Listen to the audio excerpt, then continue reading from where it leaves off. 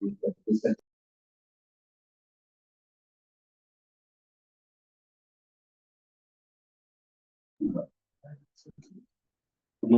আসলে বেসিক্যালি বলবো গত মাসে আমাদের বিভিন্ন পরিস্থিতি অগ্রগতি হয়েছে।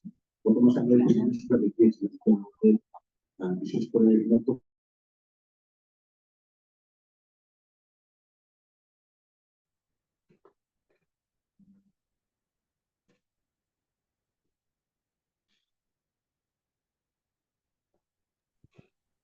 Powering on.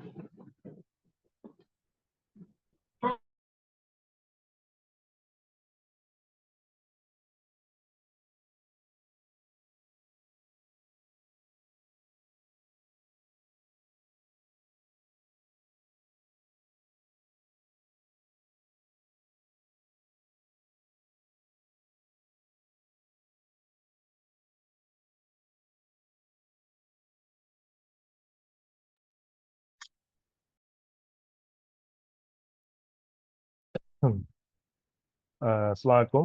আমি মোহাম্মদ ফাউজুল কবির, উপসচিব, মন্ত্রিপরিষদ বিভাগ। আমি মন্ত্রিপরিষদ বিভাগের যে অধিশাখায় কাজ করি, তার একটা অন্যতম কাজ হচ্ছে এপিএমএস সফটওয়্যার সংক্রান্ত। তো এই জন্যই আর কি আমাদের এই অধিশাখা থেকে আপনাদের এই প্রশিক্ষণটি আয়োজন করা হয়েছে। যারা নতুন, তারপরে যাদের কিছু কাজ করতে গিয়ে অসুবিধা হয়, তাদের সুবিধার জন্য আমরা এই প্রশিক্ষণটি আয়োজন করেছি। তো আজকে আসলে আহ, খারাপ আবহাওয়ার কারণে অনেকেরই ইন্টারনেটের সমস্যা হচ্ছে। তো আমরা দেখতে পাচ্ছি যে 50 জনের মধ্যে এখন পর্যন্ত 33 জন যুক্ত হয়েছেন। তো আমরা শুরু করে দিয়েছি, কারণ আমরা 1.5 ঘন্টার মধ্যেই শেষ করব। এর মধ্যে হয়তো আশা করি সবাই সংযুক্ত হয়ে যাবেন। আর আপনার আমরা এই যে প্রশিক্ষণের যে রেকর্ডিংটা হচ্ছে, সেই রেকর্ডিংটাও আমরা নোটিশ বোর্ডে দিয়ে দিব, কাজেই যারা পরবর্তীতে যুক্ত হবেন ইচ্ছা করলে ওখান থেকেও তারা দেখে নিতে পারবেন। তো আজকে প্রশিক্ষণের উদ্দেশ্যটা কি সেটা আগে প্রথমে আপনাদেরকে বলে নিই। আপনারা এখানে অনেকেই আছেন যে হয়তো আপনাদের অফিস প্রধান অথবা অফিসের উচ্চপদস্থ কর্মকর্তা।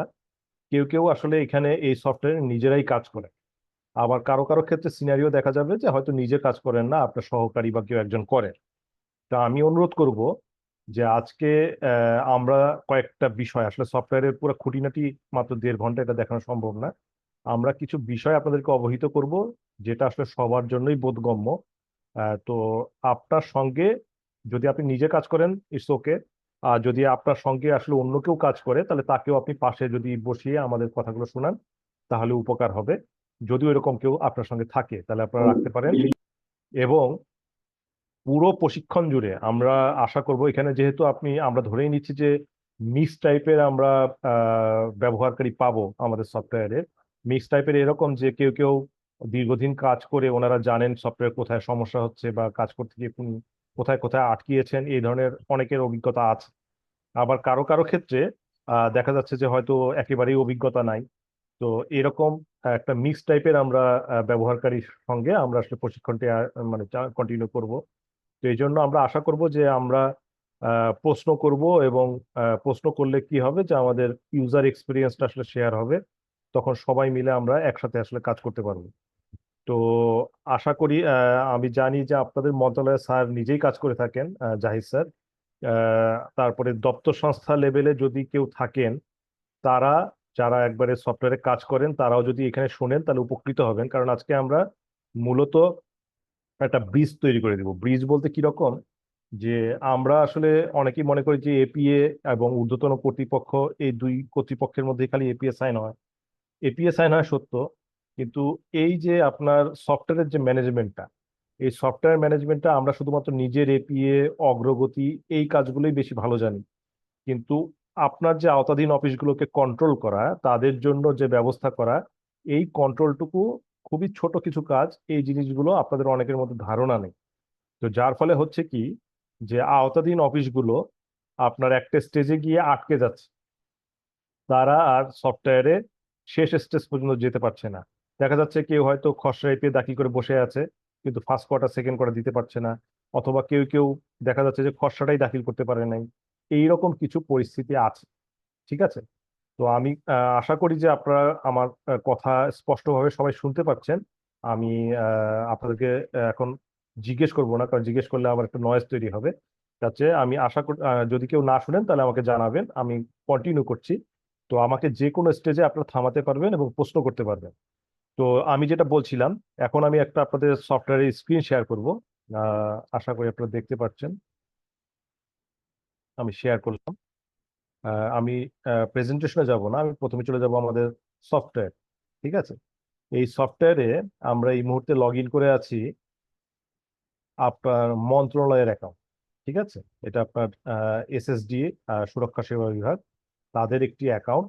সেই অ্যাকাউন্ট থেকে আমি দেখতে চাচ্ছি আপনাদের আওতাধীন, মানে এই মন্ত্রণালয়ের যে আওতায় যে অফিসগুলো, তাদের এপিএ দাখিলের অবস্থাটা কি। এটা আপনারা জানেন যে আওতাধীন অফিস ব্যবস্থাপনার মধ্যে দাখিলের অবস্থায় গিয়ে আপনি এপিএ দাখিলের অবস্থা দেখতে পারবেন। তো আমি 2024-25 অর্থ বছরের এই আমি একসাথে অনেকগুলো অফিসকে দেখতে চাই, একটা অফিস না। এই জন্য আমি এখানে সিলেক্ট করব যে আমার সুরক্ষা সেবা বিভাগের আওতায় দপ্তর সংস্থা পর্যায়ের এপিএ দাখিলের সার্বিক চিত্রটা কি। সেখান থেকে আমরা দেখতে পাচ্ছি এখন যে স্টেজে থাকার কথা। আমরা জানি যে 30শে মে হচ্ছে আমাদের চূড়ান্ত দাখিলের শেষ তারিখ। কাজেই সেই হিসাবে চূড়ান্ত এপিএ দাখিলের জন্য খুলে দেওয়া হয়েছে। আপনারা খসড়া দাখিল করে ফেলেছেন, এখন চূড়ান্ত দাখিলের জন্য খুলে দেওয়া আছে। অর্থাৎ আপনারা ইচ্ছা করলে ঊর্ধ্বতন কর্তৃপক্ষের কথা শুনে আপনারা প্রয়োজনীয় এডিট করে আপনারা চূড়ান্তটা দাখিল করে দিতে পারবেন। ঠিক আছে, এই অবস্থায় আপনাদের আছে। তার মানে আসলে যে অবস্থায় থাকার কথা সেই অবস্থায় আপনারা আছেন। আপনাদেরকে ধন্যবাদ। এটা হচ্ছে সুরক্ষা সেবা বিভাগের আওতায় দপ্তর সংস্থা, 4টি দপ্তর সংস্থা আমরা দেখতে পাচ্ছি, তাদের অবস্থা। এবার আমরা চলে যাচ্ছি বিভাগীয় অফিসের ক্ষেত্রে। এবার ভিউ রিপোর্টে যাই। এখানেও আমরা দেখতে পাচ্ছি ম্যাক্সিমাম অফিসই চূড়ান্ত এপিএ দাখিলের জন্য খুলে দেওয়া হয়েছে। কিন্তু আমার দেখেন এখানে প্রায় 10টা অফিস, তো 5টা পেজ আছে। দেখেন এখানে 5 পেজ, অনেকগুলো অফিস আসলে। হ্যাঁ, তো প্রায় 41টি অফিস আমি দেখতে পাচ্ছি। তো তাদের অবস্থাটা কি দেখেন। এখানে কিন্তু আমরা এই এই সিচুয়েশনটা শুধু আপনাদের জন্য না, আমরা ইতিমধ্যে 6টি মিনিস্ট্রিতে এইরকম অনলাইন ট্রেনিং দিয়েছি। তাদের ক্ষেত্রে আমরা দেখেছি একই সিচুয়েশন। সেটা হচ্ছে যে আপনি দপ্তর সংস্থা পর্যন্ত আমাদের একটা কালচার গড়ে উঠেছে, তারা মোটামুটি এপিএটা সময় মতোই করতে পারছে সফটওয়্যারে। কিন্তু মাঠ পর্যায়ে আমরা এখনো এই সাফল্য দেখতে পাচ্ছি না। যেহেতু এটা বেশি দিন হয়নি, 1-2 বছর হয়েছে আপনাদের অফিসগুলো যুক্ত হয়েছে। আমি মন্ত্রণালয়কে ধন্যবাদ জানাই যে এত অল্প সময়ের মধ্যে এতগুলো অফিসকে ওনারা নিয়েও এসেছেন। কিন্তু এখন সময় হয়ে গিয়েছে যে আপনাদেরকে যে সময়ের কাজ সে সময় এটা করতে হবে। হ্যাঁ, মানে আগে আগে হয়তো একটা সময় হচ্ছে আপনাদেরকে রিল্যাক্স দেওয়া হয়েছে যে না আপনি মিস করেছেন, পরে আবার খুলে দেওয়া হয়েছে এই জন্য। কিন্তু ভবিষ্যতে এটা আর সময় সুযোগ পাওয়া যাবে না। এই জন্য এখন থেকে আপনাদেরকে এটা প্র্যাকটিস করতে হবে, সময় মতো করতে হবে। তো এই কথাগুলো কেন বলছি দেখেন, যে এই যে দেখেন আমার কিছু অফিস কিন্তু এখনো আছে, প্রস্তুত করা হচ্ছে এই স্ট্যাটাস। ঠিক আছে, কারো কারো ক্ষেত্রে আমি দেখতে পাচ্ছি এই যে এখন কিন্তু থাকার কথা চূড়ান্ত এপিএ দাখিলের জন্য খুলে দেওয়া হয়েছে, এনারা ওকে, কিন্তু প্রস্তুত করা হচ্ছে, খসড়া এপিএ দাখিল হয়েছে এবং লক অবস্থায় আছে। তার মানে কি, এই অফিসটা কিন্তু এখন আর কোনো এডিট করতে পারছে না, তারা চূড়ান্ত কিন্তু দাখিল করতে পারবেন। হ্যাঁ, এটা কেন হলো সেই ব্যাখ্যাগুলো এবং এদেরকে এখন আপনার যে সমস্যাগুলো থেকে কাটিয়ে উঠবেন, সেটা কিভাবে কাটিয়ে উঠবেন, এই বিষয়গুলো নিয়ে আজকে আজকে মূলত আলোচনা করব। তো এই আলোচনায় আমি আর একবার একটু স্মরণ করিয়ে দিতে চাই যে আপনাদের সঙ্গে যদি যিনি কাজ করেন না তিনি আহ, অর্থাৎ সফটওয়্যারে একবারে যিনি লগ ইন করেন, তিনি যদি উপস্থিত থাকেন আশপাশে, তাহলে তাকেও আপনি পাশে রাখতে পারেন সুবিধার জন্য। অথবা যারা আপনারা নিজেরাই কাজ করছেন তারা তো অবশ্যই এটা বুঝতে পারবেন যে আমরা আসলে কি বিষয়ে আলোচনা করছি। আচ্ছা, তো এখন আমরা কিন্তু একটা স্ট্যাটাসে এসে বুঝতে পারলাম। আমি যদি আরেকটু নিচে আপনাদেরকে দেখাই, এটা তো বিভাগীয় পর্যায়ে। আঞ্চলিক পর্যায়ে গিয়ে দেখবেন যে এই অবস্থাটা আরো একটু বেশি পাবেন। এটা সব মন্ত্রণালয়ের ক্ষেত্রেই তাই। ঠিক আছে, আমি দেখেন এখানে যদি অন্যান্য স্টেজে যাই, আহ, আপনাদের কিন্তু বিভাগীয় তুলনায় আঞ্চলিক লেভেলের অফিসের অবস্থা বেশি ভালো। তবে দুই একটা কিন্তু আপনি পাবেন আর কি, মানে যারা মিস করেছেন দুই একটা পাবেন। আঞ্চলিক লেভেল কিন্তু বিভাগীয় হচ্ছে ভালো অবস্থায় আছে। জেলা লেভেলে আমরা যাই, জেলা লেভেলে যদি যাই এখানে আর অনেক অফিস দেখেন এই যে প্রচুর প্রস্তুত করা হচ্ছে, অর্থাৎ এই স্ট্রাকচার কিন্তু এখন থাকার কথা না। তো হ্যাঁ, ঠিক আছে যে ওনাদের হয়তো লোকবলের অভাব আছে, প্রশিক্ষণের অভাব আছে, এই কারণে ওনারা মিস করেছেন। তো সেগুলোকে আমরা কিভাবে ওভারকাম করব, সেই বিষয়গুলো আপনাকে এখন আমি আলোচনা করছি। তো এই অবস্থায় এসে আমি আপনার কি কেউ কি কিছু বলতে চান কিনা, আমাকে প্রশ্ন করতে চান কিনা, নইলে আমি আগাবো আর।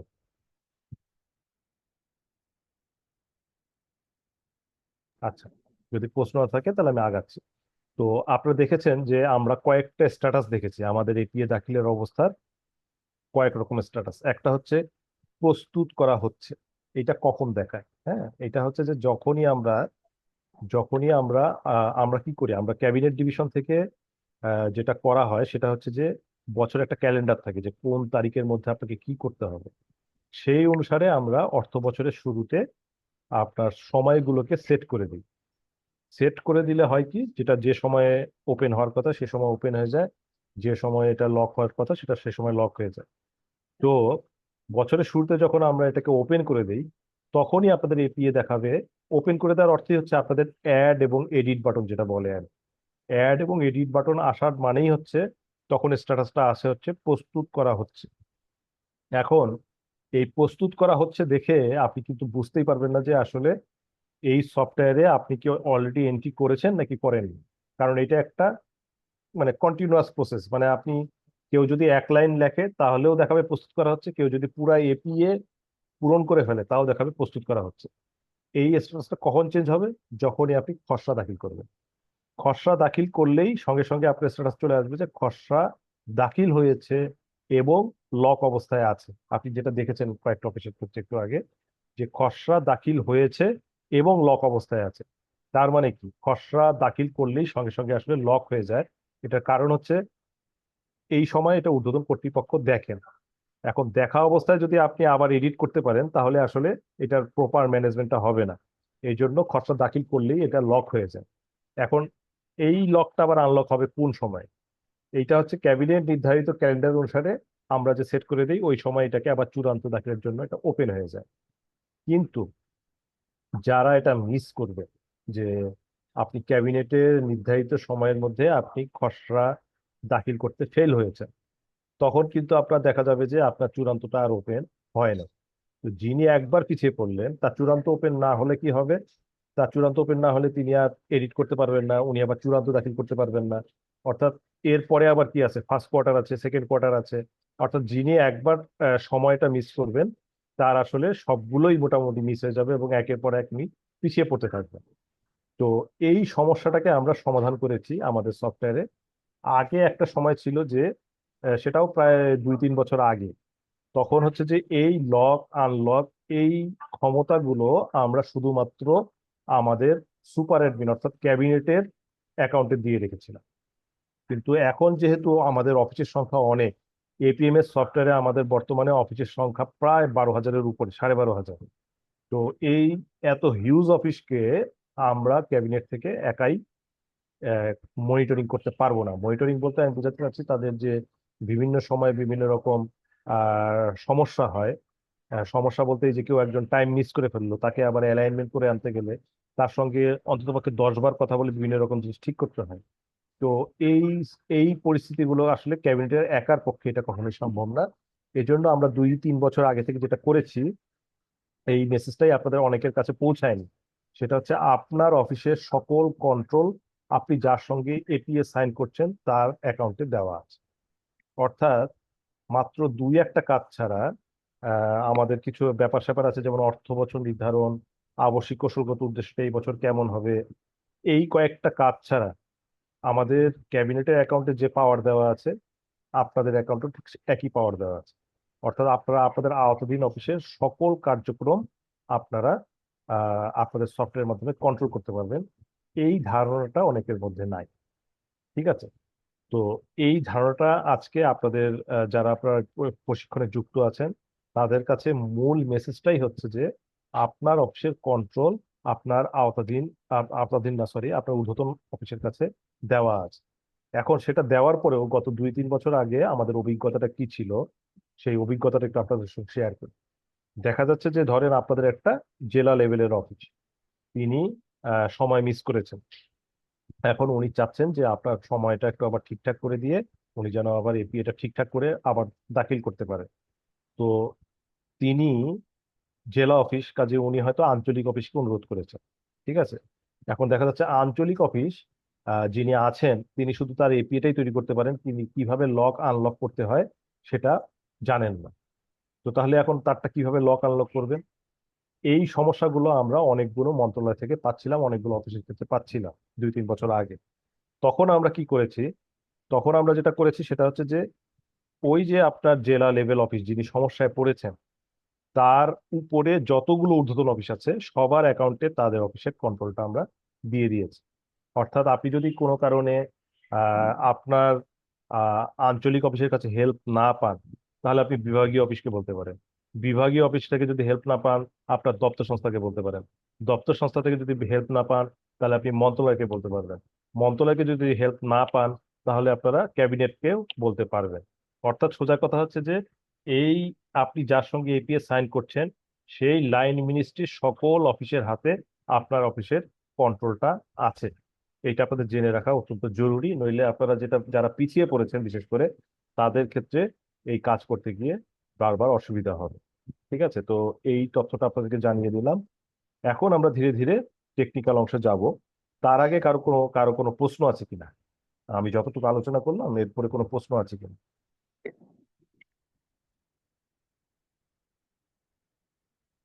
উম, প্রশ্ন না থাকলে আমি আবার আগাচ্ছি। আশা করি আপনারা আমাকে বুঝতে পারছেন। যদি কেউ নাও বুঝে থাকেন তাও আমাকে বলতে পারেন, তাহলে আমি আরেকবার হয়তো বুঝিয়ে বলতে পারবো। তবে আমি চেষ্টা করছি সহজ ভাষায় বলার জন্য। আশা করি আপনারা বুঝতে পারছেন। হ্যাঁ, আর যদি না পারেন তাহলে আমাকে একটু থামাবেন এবং আমাকে একটু জিজ্ঞেস করবেন আর কি। আচ্ছা। আহ, আচ্ছা, আমি একটু মিউট করে দিই সবাইকে। এখন একটু দেখেন, এই যে তাহলে পরিস্থিতি আপনারা দেখলেন প্রস্তুত করা হচ্ছে, তার মানে কিন্তু যে যে অফিসটা প্রস্তুত করা হচ্ছে অবস্থায় আছে, জেলা কার্যালয় ডিএডি ফায়ার সার্ভিস ও সিভিল ডিফেন্স ময়মনসিংহ, ওনারা এখন কিন্তু যদি লগ ইন করেন তাহলে ওনারা কি পাবেন? তারা, হ্যাঁ, এইটার প্রশ্নের উত্তরটা আপনারা একটু দেন, তাহলে আমি বুঝতে পারবো যে আপনারা বুঝতে পারছেন কিনা। যে কেউ একজন একটু প্রশ্নের উত্তরটা দেন। এই এই যে ওনার স্ট্যাটাসটা দেখাচ্ছে চূড়ান্ত এপিএ না, জেলা কার্যালয় ডিডিএ ফায়ার সার্ভিস ও সিভিল ডিফেন্স ময়মনসিংহ, তাদেরটা প্রস্তুত করা হচ্ছে। এই অবস্থায় যদি উনি লগ ইন করে, এই অফিস যদি লগ ইন করে, তাহলে এপিএটাকে কি অবস্থায় পাবে? এটা কি কেউ বলতে পারবেন? স্যার আসসালামু আলাইকুম স্যার। হ্যাঁ, ইসলাম। স্যার এটা যখন লগ ইন করবে তখন দেখতে পাবে স্যার এপিএ খসড়া এপিএ দাখিল করা হয়নি স্যার, এই কথাটা আসবে। হ্যাঁ, দাখিল করা হয়নি, কিন্তু উনি কি সম্পাদনা করতে পারবেন? ওনার এপিএ কি কাজ করতে পারবেন কিনা? না স্যার, পারবে না, ওনার ঊর্ধ্বতন অফিস স্যার টাইমিং লাইন দিতে হবে স্যার, নাহলে পারবে না স্যার। না, এই যে প্রস্তুত করা হচ্ছে এটার অর্থই হচ্ছে আসলে অলরেডি আনলক, মানে আনলক করা আছে। হ্যাঁ, স্যার উনি কাজ করতে পারবেন। হ্যাঁ, উনি কাজ করতে পারবেন। যদি লক থাকে তাহলে অবশ্যই লেখা থাকবে যে লক অবস্থায় আছে। স্যার যে তখন দেখাবে খসড়া এপিএ দাখিল হয়নি এবং লক অবস্থায় আছে। স্যার ঠিক আছে। জি তো স্যার। ঠিক আছে, ধন্যবাদ আপনাকে। তাহলে আমি থ্যাংক ইউ আশা স্যার। করি, হ্যাঁ, আশা করি তাহলে বুঝাতে পেরেছি আপনাদেরকে যে লক থাকলে আপনি কাজ করতে পারবেন না, এবং লক থাকলে আপনার স্ট্যাটাসের মধ্যে দেখাবে যে লক অবস্থায় আছে। তাহলে এখন যদি ময়মনসিংহ লগ ইন করে তাহলে উনি কিন্তু কাজ করতে পারবেন। ঠিক আছে, এবং উনি আসলে খসড়া এপিএ দাখিলও করতে পারবেন। এখন যেহেতু এটাকে ওপেন করা আছে, সময় আসলে বন্ধ করে দেওয়া হয়নি, কাজে ওনার এই কাজটা হয়ে গেল। আচ্ছা, এরপরে যেটা কাজ, উনি যখন খসড়া এপিএটা দাখিল করবেন তখন ওনার স্ট্যাটাসটা আসবে কি, যে খসড়া এপিএ দাখিল হয়েছে এবং লক অবস্থায় আছে। এই অবস্থায় ধরেন আমরা তো ক্যাবিনেটের টাইম লাইনটা মিস করেছি, কাজে ক্যাবিনেটের সেট করা যে সময় যেটা লক আনলক হওয়ার কথা সেটা হচ্ছে না। আমি যে আপনাদের সঙ্গে আলোচনা করছি যে আপনারা নিজেরা এটাকে কিভাবে সমাধান করবেন সেই বিষয়ে। তো যেহেতু খসড়া এপি দাখিল হয়েছে এবং লক অবস্থায় আছে, এখন আপনার ঊর্ধ্বতন কর্তৃপক্ষ সেটাকে মনিটর করে বললো যে এই এই জায়গায় কারেকশন করতে হবে। এই অবস্থায় কিন্তু এই ময়মনসিংহ অফিস কোনো কাজ করতে পারবে না, কারণ এখন লক অবস্থায় আছে। তিনি চূড়ান্ত দাখিলও করতে পারবেন না, কারণ এখন বলা হচ্ছে যে খসড়া এপি দাখিল হয়েছে এবং লক অবস্থায় আছে। তখন কি করবেন? তখন উনি ফোন করবেন তার ঊর্ধ্বতন অফিসকে, জেলা কার্যালয় fire service civil defence Mymensingh. উচিত হচ্ছে এই অফিসই আপনার এই সমস্যার সমাধান করে দিবে। তবে আমি আপনাদেরকে বলে রেখেছি যে আসলে শুধু এই অফিস না, যদি বাই চান্স এই অফিস না পারে, যদিও দায়িত্ব কিন্তু এই অফিসের, ঠিক আছে, এটা শিখে নেওয়ার দায়িত্ব কিন্তু এই অফিসের। তবুও যদি কোনো কারণে না পারে, তাহলে আপনি এই আপনাদের অন্যান্য ঊর্ধ্বতন অফিস তাদেরকেও আপনারা অনুরোধ করতে পারবেন। ঠিক আছে? তো এই অফিসকে আপনি অনুরোধ করলেন, তিনি কি করবেন?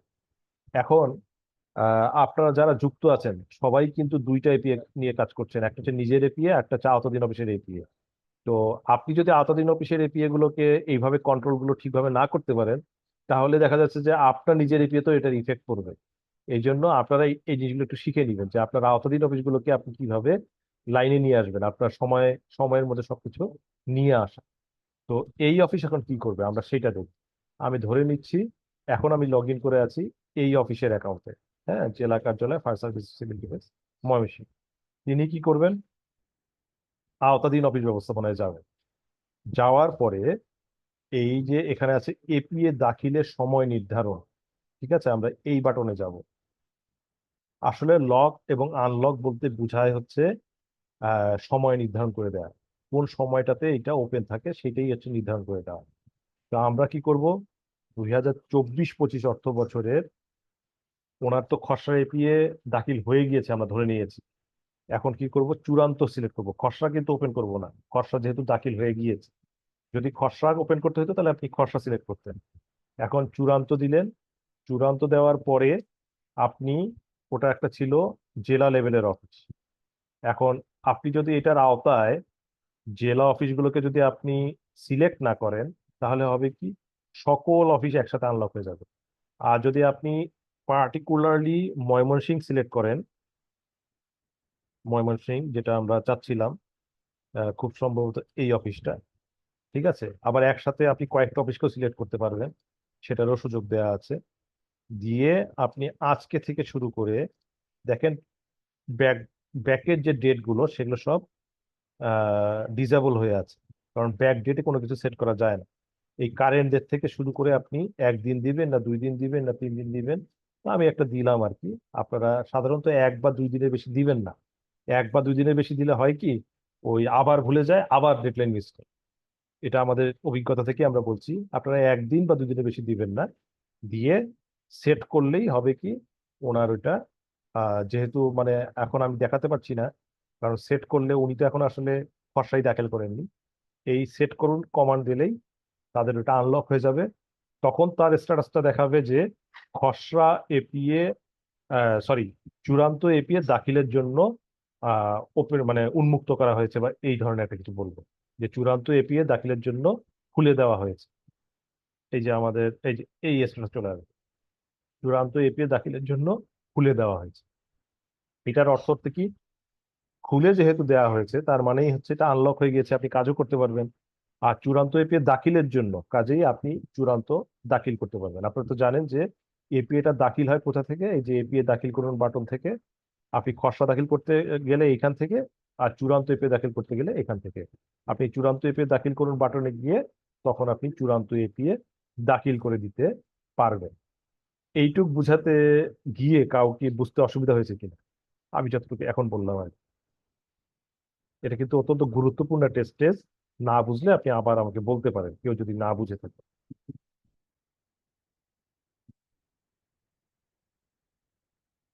আশা করি তাহলে আপনারা বুঝতে পেরেছেন। আহ বুঝতে না পারলে আমাকে থামাবেন আর কি। এখন একটা জিনিস খেয়াল করে দেখেন, যে আপনাদের দপ্তর সংস্থা আমরা দেখেছি মাত্র 4, ঠিক আছে, আবার কিন্তু আপনাদের আঞ্চলিক, বিভাগীয়, জেলা লেভেলের অফিস কিন্তু অসংখ্য। তো অসংখ্য মানে অনেকগুলো আর কি। তো এখন সেক্ষেত্রে একটু দেখেন, যদি আপনি এক কমান্ডে ওপেন করতে চান, এই যে আপনি কোনো অফিস সিলেক্ট না করে শুধু জেলা সার্কেল অফিস সিলেক্ট করা আছে, সেটা আপনি করলেন। করার পরে এখন ধরেন যে আপনার অফিস আছে, আপনার আওতায় অফিস আছে জেলা লেভেলের। ধরলাম আমি একটা আঞ্চলিক লেভেলের অফিস, ঠিক আছে। তো আপনার আওতায় অফিস আছে হচ্ছে আহ ধরলাম 95টা, ঠিক আছে, বা 100টা, 100টা অফিস আছে। এখন এই 100টা অফিসের মধ্যে 70 জন খসড়া এপিএ দাখিল করেছে, এই সরি, চূড়ান্ত এপিএ দাখিল করেছে, 30 জন করে নাই, ঠিক আছে। আমার কথাটা বুঝতে পেরেছেন কিনা, যে আপনার আওতাধীন অফিসগুলোর মধ্যে 70 জন চূড়ান্ত এপিএ দাখিল করেছে, 30 জন চূড়ান্ত এপিএ দাখিল করে নাই। এখন এই 30 জনকে আপনার আনলক করতে হবে, ঠিক আছে? মানে সবসময় মাথায় রাখবেন এটা কোন সময় করতে হবে, যদি ক্যাবিনেটের দেওয়া ডেডলাইন গুলো কেউ মিস করে, নইলে এটা অটোমেটিক্যালি আমাদের দেওয়া সময় অনুসারেই লক আনলক হবে। কিন্তু ক্যাবিনেটের দেওয়া ডেডলাইন যদি মিস করে, তখন দেখলাম যে আমার 70টা অফিস চূড়ান্ত এপিএ দাখিল করেছে, কিন্তু 30টা অফিস এপিএ দাখিল করে নাই। এখন আপনি যদি এই কমান্ডটা দেন, এই দেখেন আমি কোনো অফিস সিলেক্ট করি নাই, খালি জেলা লেভেলের দিয়েছি। এইটা দিলে তাহলে তো আপনার একটা ভয়ের ব্যাপার, সেটা হচ্ছে যে তাহলে আপনার এই যে 70 আর 30 100টা অফিসই যে আবার আনলক হয়ে যাবে, আবার চূড়ান্ত দাখিলের জন্য ওপেন হয়ে যাবে। কিন্তু এর মধ্যে 70টা তো ইতিমধ্যেই করে ফেলেছে। আপনি যদি এখন আনলক করে দেন, তাহলে কি হবে, আপনার 100 অফিসে আবার পুনরায় চূড়ান্ত দাখিল করতে হবে। এই সমস্যা হবে না? আমি আরেকবার বলি আপনার ক্লিয়ার হওয়ার জন্য। 100টা অফিসের মধ্যে 70 জন চূড়ান্ত দাখিল করেছে, 30 জন করে নাই, ঠিক আছে? তাহলে আপনি যদি এখন এই কমান্ড দেন, এই কমান্ডটা চলে যাবে। দেখেন এই কমান্ডে আমি কোনো অফিস সিলেক্ট করতেছি না। আবার একটা একটা করে 30টা অফিসকে সিলেক্ট করাও অনেক কঠিন ব্যাপার, আপনাকে লিস্ট দেখে দেখে একটা একটা করে সিলেক্ট করতে হবে, এটা অনেক কঠিন ব্যাপার। তাহলে এই 30টা অফিসকে সিলেক্ট না করে আমি যদি একবারে কমান্ড দিই, তাহলে যে চূড়ান্ত দাখিল করেছে সেও আনলক হয়ে যাবে, তাকে আবার দাখিল করতে হবে। আপনি আনলক করে দিলে কিন্তু তাকে আবার দাখিল করতে হবে। এখন তাহলে আপনি এই কমান্ডটা কিভাবে চালাবেন, ঠিক আছে? আশা করি আপনারা বুঝতে পারছেন। এখন আমাদের সফটওয়্যারে এই সমস্যা সমাধানের জন্য যেটা করা আছে, আপনাকে এই কমান্ড দিলে যারা চূড়ান্ত দাখিল করেছে তাদেরটা আনলক হবে না, ঠিক আছে? যারা করে নাই তাদেরটা আনলক হয়ে যাবে এই কমান্ড। ক্লিয়ার? এখন আরেকটা সমস্যার কথা বলি। এই সমস্যাটা হচ্ছে যে ধরেন আমার কোনো কারণে মনে হইলো যে যারা দাখিল করে ফেলেছে তাদেরকেও আমার আনলক করতে হবে, ঠিক আছে? অর্থাৎ পুরো 100 অফিসকে আমার আনলক করতে হবে। সেক্ষেত্রে কি করবেন যদি এরকম পরিস্থিতি দরকার হয়? সেক্ষেত্রে আমাদের সফটওয়্যারে দেওয়া আছে কি, এই যে দেখেন একটা কমান্ড বাধ্যতামূলক উন্মুক্তকরণ, একটা টিক দেওয়া যায়। এই বাধ্যতামূলক উন্মুক্তকরণ বলতে যিনি চূড়ান্ত দাখিল করেছেন তাকে যদি পুনরায় আপনি জোর করে আবার আনলক করে এবং আবার যদি পুনরায় দাখিলের সুযোগ দিতে চান, তাহলে আপনাকে এই টিক দিয়ে তারপর সেট করলে এটা ওপেন হয়ে যাবে। অর্থাৎ সোজা কথায়, যে এপিএ দাখিল করে ফেলেছে তাকে আনলক করতে গেলে অবশ্যই আপনাকে বাধ্যতামূলক উন্মুক্তকরণ এটা টিক দিয়ে আপনাকে সেট করতে হবে সব, নতুবা হবে না, ঠিক আছে? এই পর্যন্ত আপনারা, আমি যতটুকু বলেছি এটা একটা গুরুত্বপূর্ণ মাইলস্টোন আর কি, যতটুকু পর্যন্ত বলেছি এইটুক যদি আপনারা সফলভাবে বুঝেন এবং অ্যাপ্লাই করতে পারেন, তাহলে আপনাদের সমস্যা আমার ধারণা 50% সলভ হয়ে যাবে। মানে আপনারা যে সব সমস্যার কারণে আটকে থাকেন, আপনাদের এপিএটা যে আমাদের সফটওয়্যারে আসে না, এই সমস্যাগুলোর 50% সমস্যাই কিন্তু এইটা, ঠিক আছে?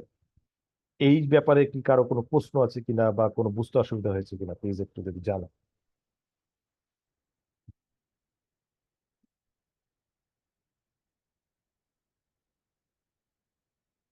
আশা করি সবাই বুঝতে পারছেন, নাকি আসলে কিছুই বুঝতে পারছেন না? একজনকে একটু বলবেন যে আমার কথাগুলো আসসালামু কি আলাইকুম বোঝা স্যার। যাচ্ছে কিনা? স্যার হ্যাঁ। তাহলে 30টা আনলক করবো কিভাবে? হ্যাঁ, 30টা আনলক করবেন কিভাবে না, মানে যারা যারা দাখিল করে না তাদেরকে, সেক্ষেত্রে জি স্যার। আপনি সেক্ষেত্রে আপনি বাধ্যতামূলক উন্মুক্তকরণ টিক দিবেন না। তাহলে হচ্ছে কি, যারা দাখিল করে নাই তারাই শুধুমাত্র আনলক হবে। কাজেই আপনি টিক না দিয়ে এই সেট করুন কমান্ড দিলেই শুধুমাত্র ওই 30টা আনলক হয়ে যাবে, আর যারা 70টা দাখিল করেছে তাদেরটা আনলক হবে না, কারণ আপনি বাধ্যতামূলক টিক দেন নাই, ঠিক আছে? ক্লিয়ার কিনা? আশা করি জি ক্লিয়ার স্যার। নাকি? হ্যাঁ, ক্লিয়ার ক্লিয়ার। জি স্যার। স্যার। জি তো এই কাজগুলো করলে হবে কি, মানে এই কাজগুলো খুবই ছোট, কিন্তু দেখেন স্যার একটা আজকের প্রশ্ন ছিল প্রশিক্ষণে। স্যার, হ্যাঁ, প্লিজ প্লিজ বলো। যদি স্যার আমি বাধ্যতামূলক আনলক করি তাহলে যে 70টা আগে চূড়ান্ত দাখিল করছিল তাদেরও কি পুনরায় আবার দাখিল করতে হবে? তা পুনরায় দেখা করতে হবে, অর্থাৎ আপনি ওপেন করে দিলেই মানে একটা মিনিট একটু, আমার একটা ফোন আসছে, তো আমি একটা মিনিট আপনাদের কাছে জানিয়েছি।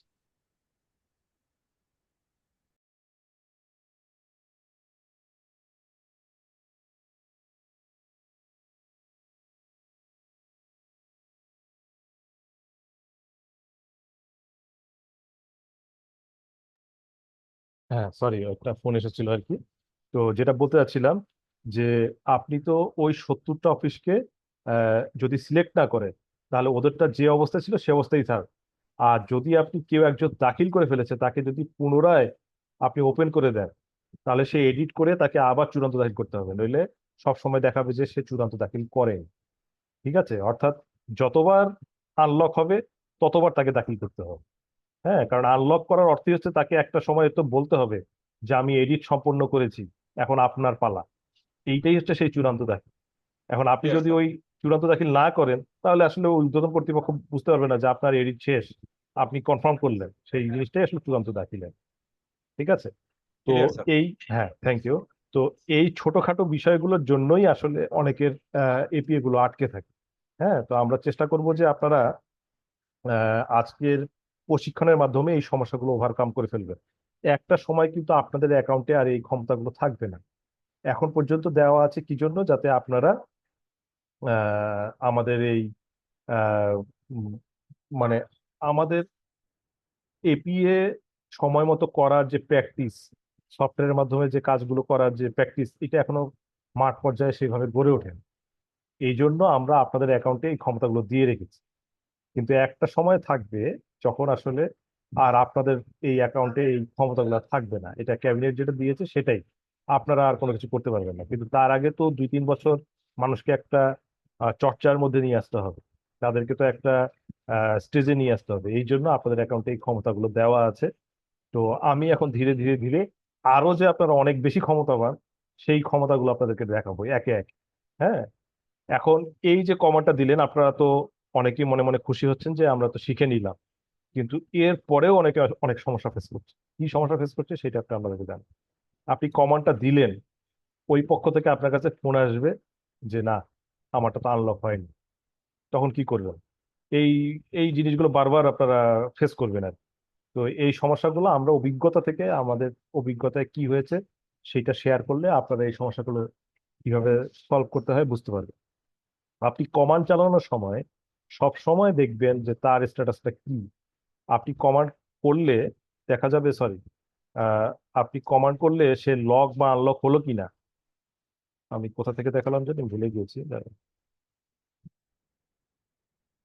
হ্যাঁ, আপনি কমান্ড দেওয়ার পরে আপনি নিজে সবসময় একটু চেক করে দেখবেন যে এই তার স্ট্যাটাস গুলো চেঞ্জ হয়েছে কিনা। অর্থাৎ আপনি চূড়ান্ত, সে প্রস্তুত করা হচ্ছে ছিল হয়তোবা, আপনি ওপেন করে দিলেন, তখন আপনি বারবার এই ভিউ রিপোর্টে গিয়ে দেখবেন যে তার স্ট্যাটাসটা কি, চূড়ান্ত এপিএ দাখিলের জন্য খুলে দেওয়া হয়েছে এরকম স্ট্যাটাসে গিয়েলো কিনা। যতক্ষণ পর্যন্ত স্ট্যাটাসটা চেঞ্জ না হচ্ছে ততক্ষণ পর্যন্ত কিন্তু উনি আনলক পাবেন না। ঠিক আছে? এখন তাহলে বিষয়টা কি হচ্ছে? বিষয়টা হচ্ছে যে আপনি কমান্ডটা চালানোর পরে, আমাদের সফটওয়্যারটা অনেক আগে 2015 সালের সফটওয়্যার। তো এইটাতে তখন একমাত্র প্ল্যান ছিল যে এই সফটওয়্যারের মাধ্যমে মন্ত্রণালয়গুলো তাদের এপিএ করবে। এটা যে একবারে মাঠ পর্যায়ে পর্যন্ত আমরা এই সফটওয়্যারকে পৌঁছে দিব, এটা পরের ডিসিশন। তো এটা স্ট্রাকচারে কিছু দুর্বলতা আছে, এই জন্য আমরা তো নতুন সফটওয়্যার আসলে তৈরি করে ফেলেছি এইটার আদলেই। তো নতুন সফটওয়্যার আমরা এখনো লঞ্চ করি না। আমরা এই আগামী মাস থেকে বা তারপরের মাস থেকে আমরা এটা মন্ত্রণালয়গুলোকে দিয়ে দিব। এরপরে মন্ত্রণালয়গুলো সফল হয়ে গেলে আমরা ধীরে ধীরে আপনাদের পর্যন্ত পৌঁছে দিব। তো তার আগ পর্যন্ত এই সফটওয়্যার চলবে আপনাদের। মাঠের ক্ষেত্রে অ্যাটলিস্ট আরো 2 বছর এই সফটওয়্যারই থাকবে। তো নতুন সফটওয়্যার নিয়েও ভয়ের কারণ নাই, ওইটাও আসলে এই এই কনসেপ্টই তৈরি করা, আপনারা এইটা ইউজ করলে ওইটাও সহজেই করতে পারবেন আর কি। তো যেটা হচ্ছে, আমাদের এই সফটওয়্যারে একটা কিউ তৈরি হয়। কিউ বলতে, ধরেন আপনি তো আপনার ওই অফিসকে খোলার জন্য কমান্ড দিয়েছেন, ওই সময় শুধু আপনি কমান্ড দিচ্ছেন না, অনেক মিনিস্ট্রির অনেক অফিসের কেউ কেউ কার্ডটা আনলক করে দিচ্ছে কেউ। তো এটা হচ্ছে যে সময়ের উপর ডিপেন্ড করে। এই মুহূর্তে হয়তো 1-2 জন কমান্ড দিয়েছেন, এই মুহূর্তে হয়তো আবার দেখা যাচ্ছে যে 1 ঘন্টা পরে 100 জন কমান্ড দিচ্ছেন। এখন এই কমান্ড গুলো একটা একটা করে এক্সিকিউট হয় আমাদের, যেহেতু সফটওয়্যারটা পুরান প্ল্যাটফর্মে তৈরি করা। তো এখন যদি লোড অনেক বেশি থাকে, হ্যাঁ, যদি লোড অনেক বেশি থাকে, সেক্ষেত্রে আপনার, আমরা চেক করে দেখেছি যে আমাদের এই কমান্ডটা এক্সিকিউট হতে প্রায় 7.5 মিনিটও লেগে গিয়েছে কারো কারো ক্ষেত্রে। কারো কারো ক্ষেত্রে এটা 10 সেকেন্ডেই হয়ে যাচ্ছে, কারো কারো ক্ষেত্রে এটা 7.5 মিনিটও লেগে যাচ্ছে।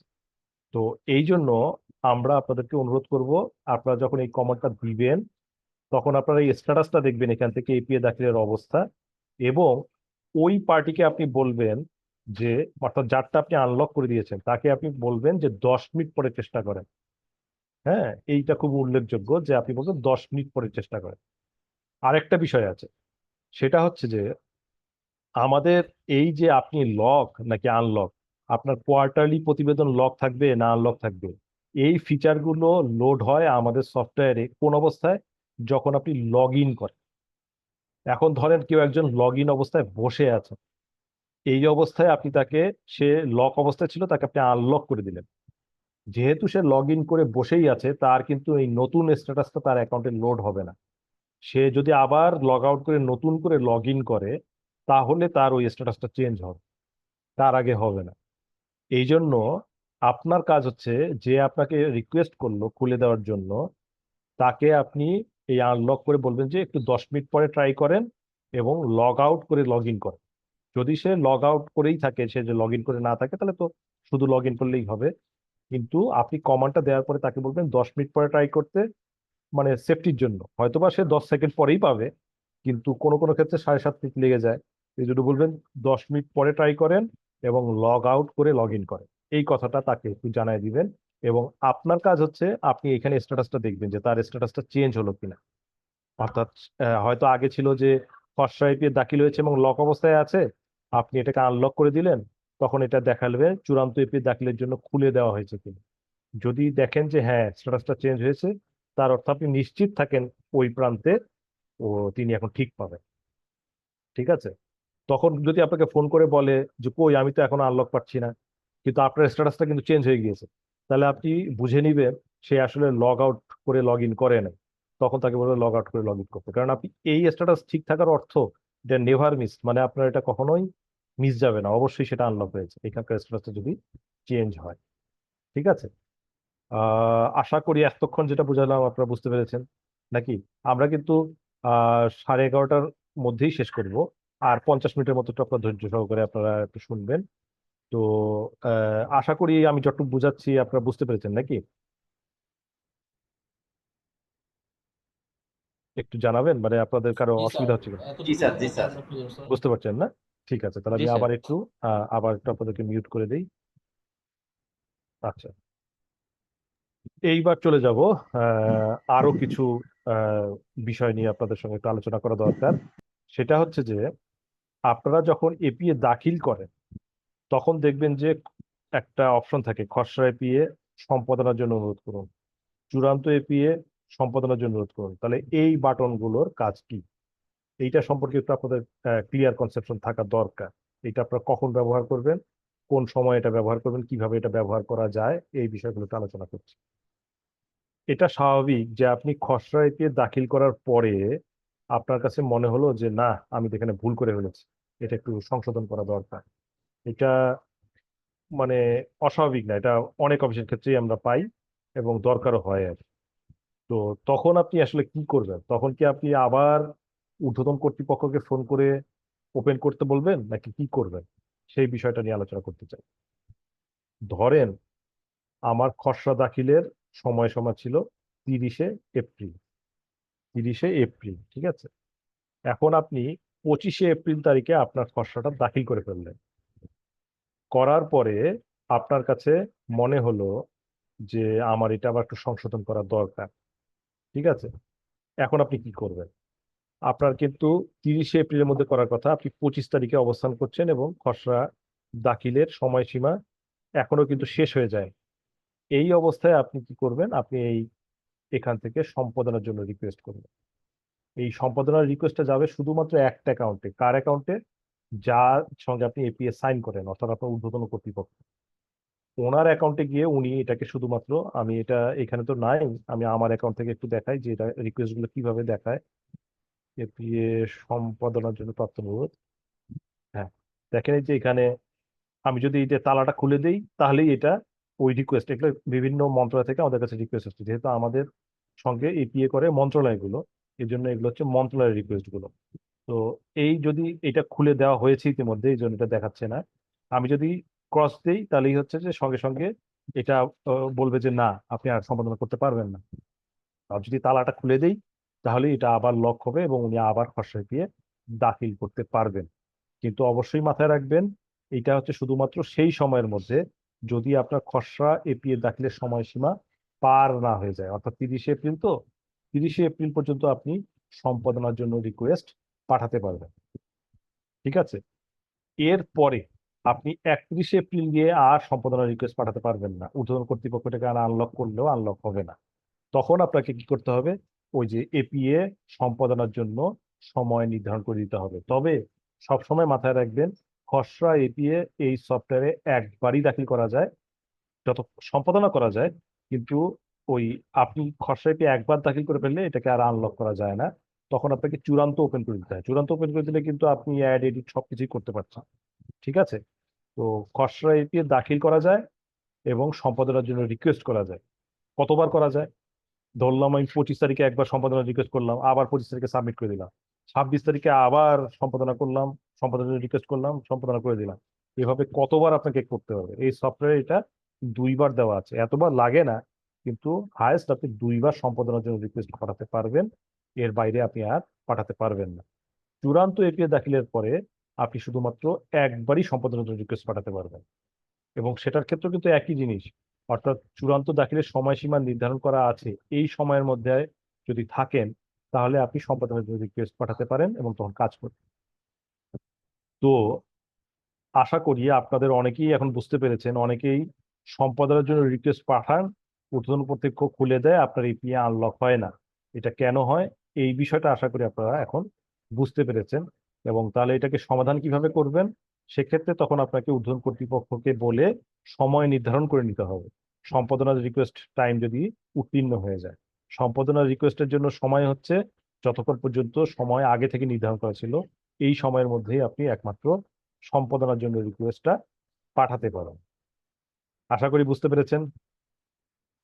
কঠিন মনে হচ্ছে নাকি? মানে আমরা যেগুলো আলোচনা করছি এগুলো কি খুব এইভাবে বেশি না। কঠিন হচ্ছে? না স্যার, বুঝতে ধন্যবাদ পারছি স্যার, না, অনেক বুঝতে সোজা, পারছি। সহজ, মানে সহজভাবে সহজ। বোঝাচ্ছেন স্যার। খালি বিষয়গুলো হচ্ছে যে মানে আমাদের জানা থাকে না, এই জন্য আর কি। হ্যাঁ, মানে স্যার, আসলে একটা সফটওয়্যার তৈরি করার সময় অনেকগুলো কমপ্লেক্স সিচুয়েশন অ্যারাইজ করে, যে এই সময় তাহলে এইটা করলে কি হবে। এই কমপ্লেক্সিটি গুলো কিন্তু ইচ্ছা করে রাখা না, এই কমপ্লেক্সিটি গুলো রাখা হয়েছে কি জন্য, যে এগুলো দরকার হয়। হ্যাঁ, সময়ে সময়ে কাজ করার জন্য দরকার হয়। যেমন ওই যে একটু আগে দেখলেন আপনারা যে আমরা একসাথে 100টা অফিসকে খুলতে চাই, তাহলে কিভাবে লক আনলক করব। এখন যদি এই অপশনগুলো না রাখা হতো, এই অপশনগুলো না থাকলে কিন্তু খুব সহজ হতো, কিন্তু আপনি সহজে কাজ করতে পারতেন না। এই অপশনগুলো আছে বলেই আপনি সহজে এক কমান্ড দিয়ে সবাইকে কন্ট্রোল করতে পারছেন, নইলে কিন্তু এক কমান্ডে সবাইকে আপনাকে বসে বসে 30টা অফিসের লিস্ট করতে হতো, সেই 30টা অফিসকে সিলেক্ট করতে হতো, এই ধরনের জটিলতা তৈরি হতে হয়। এই জন্যই এই সফটওয়্যারে এই ফিচারগুলো আসলে এই জটিল মনে হতে পারে কারো কারো ক্ষেত্রে, কিন্তু এই বিষয়গুলো রাখা হয়েছে পারপোজ সার্ভ করার জন্য। হ্যাঁ, যে আমাদের আসলে এইভাবে দরকার হয়, সেই পারপোজে এটা রাখা আছে। আচ্ছা, এখন চলে যাব আপনার সহজ অংশে। সহজ অংশে বলতে আপনার স্যার এপিএ স্যার দাখিল স্যার সংক্রান্ত। সালাম স্যার। হ্যাঁ স্যার yes, sir. আমার একটা প্রশ্ন ছিল স্যার। হ্যাঁ স্যার প্লিজ। এই যে নির্দিষ্ট সময়ের ভিতর খসড়া সাবমিট হওয়ার পরে সম্পাদনের জন্য অনুরোধ যদি না করে ঊর্ধ্বতন কর্তৃপক্ষকে ফোন দিয়ে যদি করতে চায়, তাও তো করা যাবে স্যার। তাও করা যাবে, তাও করা যাবে। ওই সম্পাদনার রিকোয়েস্টের চেয়ে ওই সময় নির্ধারণের রিকোয়েস্টকে আমরা আমরা আপার লেভেল রিকোয়েস্ট হিসেবে রাখছি। অর্থাৎ বুঝতে আপনি সব সময় ওটা যখনই দেন না কেন কাজ করবে। ইভেন পারছি স্যার। ইভেন এমন করা আছে আমাদের সফটওয়্যারে, এগুলো ধীরে ধীরে আমরা হয়তো ডিসেবল করে দিব। সেটা হচ্ছে আপনি ইচ্ছা করলে এখন 2021-22-এর এপিএ আনলক করে নিয়ে আপনি এডিট করে আবার দাখিল করতে পারবেন। সফটওয়্যারে বুঝতে এগুলোর পারছি। কোনো বাধা এখন দেয়া নেই। হ্যাঁ, মানে এটা আসলে যতক্ষণ পর্যন্ত আমরা একটা সংস্কৃতি মানে এপিএ কালচারে আমরা যতদিন পর্যন্ত অভ্যস্ত না হবো, ততদিন পর্যন্ত এই ফ্লেক্সিবিলিটি গুলো দেওয়া আছে, কারণ অনেক সময় এটা প্রয়োজন হয়। কিন্তু সব ক্ষেত্রে সব সময় এটা থাকবে না আর কি। ঠিক আছে। বুঝতে পারছি। থ্যাংক ইউ আচ্ছা স্যার। জি, থ্যাংক ইউ। আচ্ছা, এখন হচ্ছে যে আমরা চলে যাব, আমরা এই যে লক আনলক দেখলাম এটা হচ্ছে এপি এর ক্ষেত্রে। এখন অগ্রগতি প্রতিবেদনের ক্ষেত্রে আমরা এই লক আনলক গুলো কিভাবে করব, সেইটা ওই একইভাবে, খালি একটু আমরা একটু দেখব যে অগ্রগতি প্রতিবেদন দেখেন কিভাবে। আমি দেখতে চাচ্ছি যে কোন কোন অফিস অগ্রগতি প্রতিবেদন দাখিল করলো বা করেনি। ঠিক আছে, আহ, এই ধরেন এই দাখিলের অবস্থা থেকে আমরা এপিএ দাখিলের অবস্থায় আগে গিয়েছিলাম। এখন আমরা দেখব ত্রৈমাসিক প্রতিবেদন দাখিলের অবস্থা। 2024-25-এর ত্রৈমাসিক প্রতিবেদন এখনো আসলে দেওয়া হয়নি, এখন আমরা এপিএ তৈরি করছি। 23-24-এরটা আমরা দেখব। ধরলাম যে সুরক্ষা সেবা বিভাগের আওতায় দপ্তর সংস্থা নিশ্চয়ই ঠিক অবস্থায় আছে। আমরা একটু নিচের দিকে চলে যাই, জেলা লেভেলের অফিসে যাই। কোন কোয়ার্টারের আমরা দাখিলের অবস্থা দেখতে চাই। যদিও আমরা এখন তৃতীয় কোয়ার্টার শেষ করে চতুর্থ কোয়ার্টারে চলে আসছি, আমি প্রথম ত্রৈমাসিকটি দেখতে চাই কি অবস্থা, একটু দেখি আগে। ঠিক আছে, দেখেন প্রচুর দাখিলকৃত নয়, তার মানে আসলে ফার্স্ট কোয়ার্টার দাখিল হয়নি। এখন ফার্স্ট কোয়ার্টারের সময় তো চলে গেছে, ক্যাবিনেটের নির্ধারিত সময় চলে গিয়েছে। এখন যদি উনি বলেন যে আমি দাখিল করতে চাই, আমাদের মেসেজ হচ্ছে করতে দেন, কারণ হচ্ছে তাদেরকে সফটওয়্যার অভ্যস্ত করা আমাদের এখন দায়িত্ব। ঠিক আছে, এই জন্য আমরা এখনো কিন্তু, আপনারা দেখবেন খেয়াল করে যে মন্ত্রণালয় এবং দপ্তর সংস্থা পর্যায় পর্যন্ত কেউ যদি ক্যাবিনেটে রিকোয়েস্ট করে, তাহলে কিন্তু লক আনলক হয় না, করতে দেয় না আর। কারণ হচ্ছে তারা একটা দীর্ঘদিন ধরে এপি এর মধ্যে অভ্যস্ততা চলে আসছে। কিন্তু মাঠ পর্যায়ের অফিসগুলোকে আমরা এখনো ইভেন আসলে আমরা টাইম ক্যালেন্ডারের বাইরেও অনেক দূর সময় আমরা দিয়ে রাখি, যে যেন তারা কাজ করতে পারে। ঠিক আছে, তো এখন যদি তারা রিকোয়েস্ট করে, আপনাদের উচিত হবে তাদেরকে সহযোগিতা করা, তাদেরকে দাখিলের মধ্যে নিয়ে আসা। তাহলে এই যে দাখিল করবেন, এই আমি একটু মিউট করে দিই। হ্যাঁ, তো তাদেরকে যে আপনি এখন আনলক করবেন সেটা কিভাবে করবেন সেই বিষয়টা দেখেন। আমাদের সফটওয়্যারে অ্যাট এ টাইম আপনি একাধিক কোয়ার্টারকে আনলক রাখতে পারবেন না, শুধুমাত্র একটা কোয়ার্টার অ্যাট এ টাইম। এখন আপনি অবস্থান করছেন তৃতীয় কোয়ার্টারে, কিন্তু আপনি আনলক করতে চাচ্ছেন ধরলাম ফার্স্ট কোয়ার্টার। ঠিক আছে, কিন্তু আপনি ফার্স্ট সেকেন্ড একসাথে দুইটা কোয়ার্টার অথবা ফার্স্ট থার্ড এরকম পারবেন না, বা 1 2 3 তিনটা কোয়ার্টারও আপনি একসাথে ওপেন রাখতে, শুধুমাত্র একটা কোয়ার্টারকে আপনি, যতক্ষণ পর্যন্ত সে দাখিল না করছে ততক্ষণ পর্যন্ত আপনি আরেকটা কোয়ার্টারকে আনলক করতে পারবেন না। ঠিক আছে, না আসলে এটা দাখিলের সঙ্গে সম্পর্ক নাই, আপনি যে কোনো সময়ই আনলক করতে পারবেন, কিন্তু শুধু একটা কোয়ার্টারই পারবেন না। ঠিক আছে, তো সেটা কোথা থেকে করবেন? একটু আগেই আমরা দেখেছি যে আওতাধীন অফিস ব্যবস্থাপনার মধ্যে একটু আগে আমরা এপিএ দাখিলের সময় নির্ধারণ দেখিয়েছি, এখন হচ্ছে এপিএ প্রতিবেদন তৈরির সময় নির্ধারণ। সেইখানে যদি আমরা যাই, সেইখানে হচ্ছে আছে আমাদের কি আছে, যে আমরা 2023-24 অর্থ বছরের আহ জেলা লেভেলের একটা অফিস, যদি সবগুলোকে একসাথে করতে চাই তাহলে আমার কোনো কিছু সিলেক্ট করব না। আর যদি চাই যে না আমি শুধুমাত্র একটা অফিসকে সিলেক্ট করতে চাচ্ছি, তাকে আনলক করতে চাচ্ছি, তাহলে দিলাম। এইবার আসেন, একটা ঘর আছে দেখেন, নির্বাচন করুন। এখানে থাকা উচিত ছিল কোয়ার্টার নির্বাচন করুন, কিন্তু এখানে লেখা আছে মাস নির্বাচন করুন। ঠিক আছে, কিন্তু উচিত ছিল কি যে আপনি ফার্স্ট কোয়ার্টার ওপেন করতে যাচ্ছেন, নাকি সেকেন্ড কোয়ার্টার ওপেন করতে যাচ্ছেন, নাকি থার্ড কোয়ার্টার, অর্থাৎ 4টা কোয়ার্টার আসার কথা ছিল। তার পরিবর্তে এখানে মাস কেন, এইটা একটু আপনাদের বোঝার দরকার আছে, নইলে আপনারা কাজ করতে পারবেন না। একটা সময় যখন আমরা এপিএ চালু করেছিলাম 2015 সালে ক্যাবিনেট ডিভিশন থেকে, তখন 2015 সালে আসলে আনুষ্ঠানিকভাবে শুরু, আর 2014 সালে হচ্ছে অনানুষ্ঠানিকভাবে শুরু করা হয়েছিল পাইলট আকারে আর কি। তো তখন চিন্তা করা হয়েছিল যে আসলে এপি এর অগ্রগতি হবে প্রতি মাসে দিতে হবে, হয়তো প্রতি মাসে মনিটর হবে না, কিন্তু প্রতি মাসে অগ্রগতি দিতে হবে, এরকম একটা প্ল্যান ছিল। পরবর্তীতে করোনা না, প্রতি মাসে দিলে চাপ বেশি হয়ে যাবে, কোয়ার্টারলি দেয়া হবে। কিন্তু প্রতি মাসে যে দেয়া হবে এটা প্ল্যানের মধ্যে এখনো আছে, কোনো এক সময় কোনো এক দিন হয়তো এটা হবে, এখনই না, সবাই আসলে যথেষ্ট পারদর্শী হয়ে উঠুক তখন, অথবা হবে না, সেটা পরের বিষয়। কিন্তু সফটওয়্যারটা যখন তৈরি করা হয়েছে তখন এই জন্য এইভাবেই তৈরি করা হয়েছে যাতে আপনি মান্থলি দিলেও হয়, মানে এক মাসে মাসে যদি দিতে হয় সেটার প্রস্তুতি নিয়ে এই সফটওয়্যারটা তৈরি করা ছিল। তো এই জন্য এখানে কোয়ার্টার না দিয়ে মাস দেওয়া আছে। আপনারা যখন দেখবেন, আপনারা যখন অগ্রগতি প্রতিবেদনটা দেন, ধরলাম আমি দ্বিতীয় ত্রৈমাসিক অগ্রগতি দিব, তখন আপনারা কি করেন? তখন আপনারা করেন কি, যে এখানে আমাদের 3টা ঘর থাকে, অক্টোবর, নভেম্বর, ডিসেম্বর। যেহেতু আমি সেকেন্ড কোয়ার্টারে গিয়েছি, এই জন্য অক্টোবর, নভেম্বর, ডিসেম্বর আসছে। যদি আমার ফার্স্ট কোয়ার্টার থাকতো তাহলে আসতো জুলাই, আগস্ট, সেপ্টেম্বর। আপনারা কি করেন, শুধুমাত্র শেষ ঘরটা আপনারা খোলা পান, ডিসেম্বরের ঘর। সেখানে আপনারা কি করেন, এই 3 মাসের মোট যোগফলটা এখানে বসায় দেন, অর্থাৎ ওই কোয়ার্টারের মোট অর্জনই তো আসলে এই 3 মাসের মোট অর্জন, সেটা আপনারা ডিসেম্বরের ঘরে আসলে বসায় দেন। ঠিক আছে, সেটাকেই ওই কোয়ার্টারের অর্জন হিসেবে দেখা হয়। তো এই জন্য আপনারা যেটা করবেন, এখানে আপনি ধরলাম আমি এখন ফার্স্ট কোয়ার্টার আনলক করতে যাচ্ছি। ফার্স্ট কোয়ার্টারের যে শেষ মাস, July, August, September, September select করে আপনাকে আনলক করে দিতে হবে। তখন সে সেপ্টেম্বরের ঘরে আনলক পাবে। ঠিক আছে?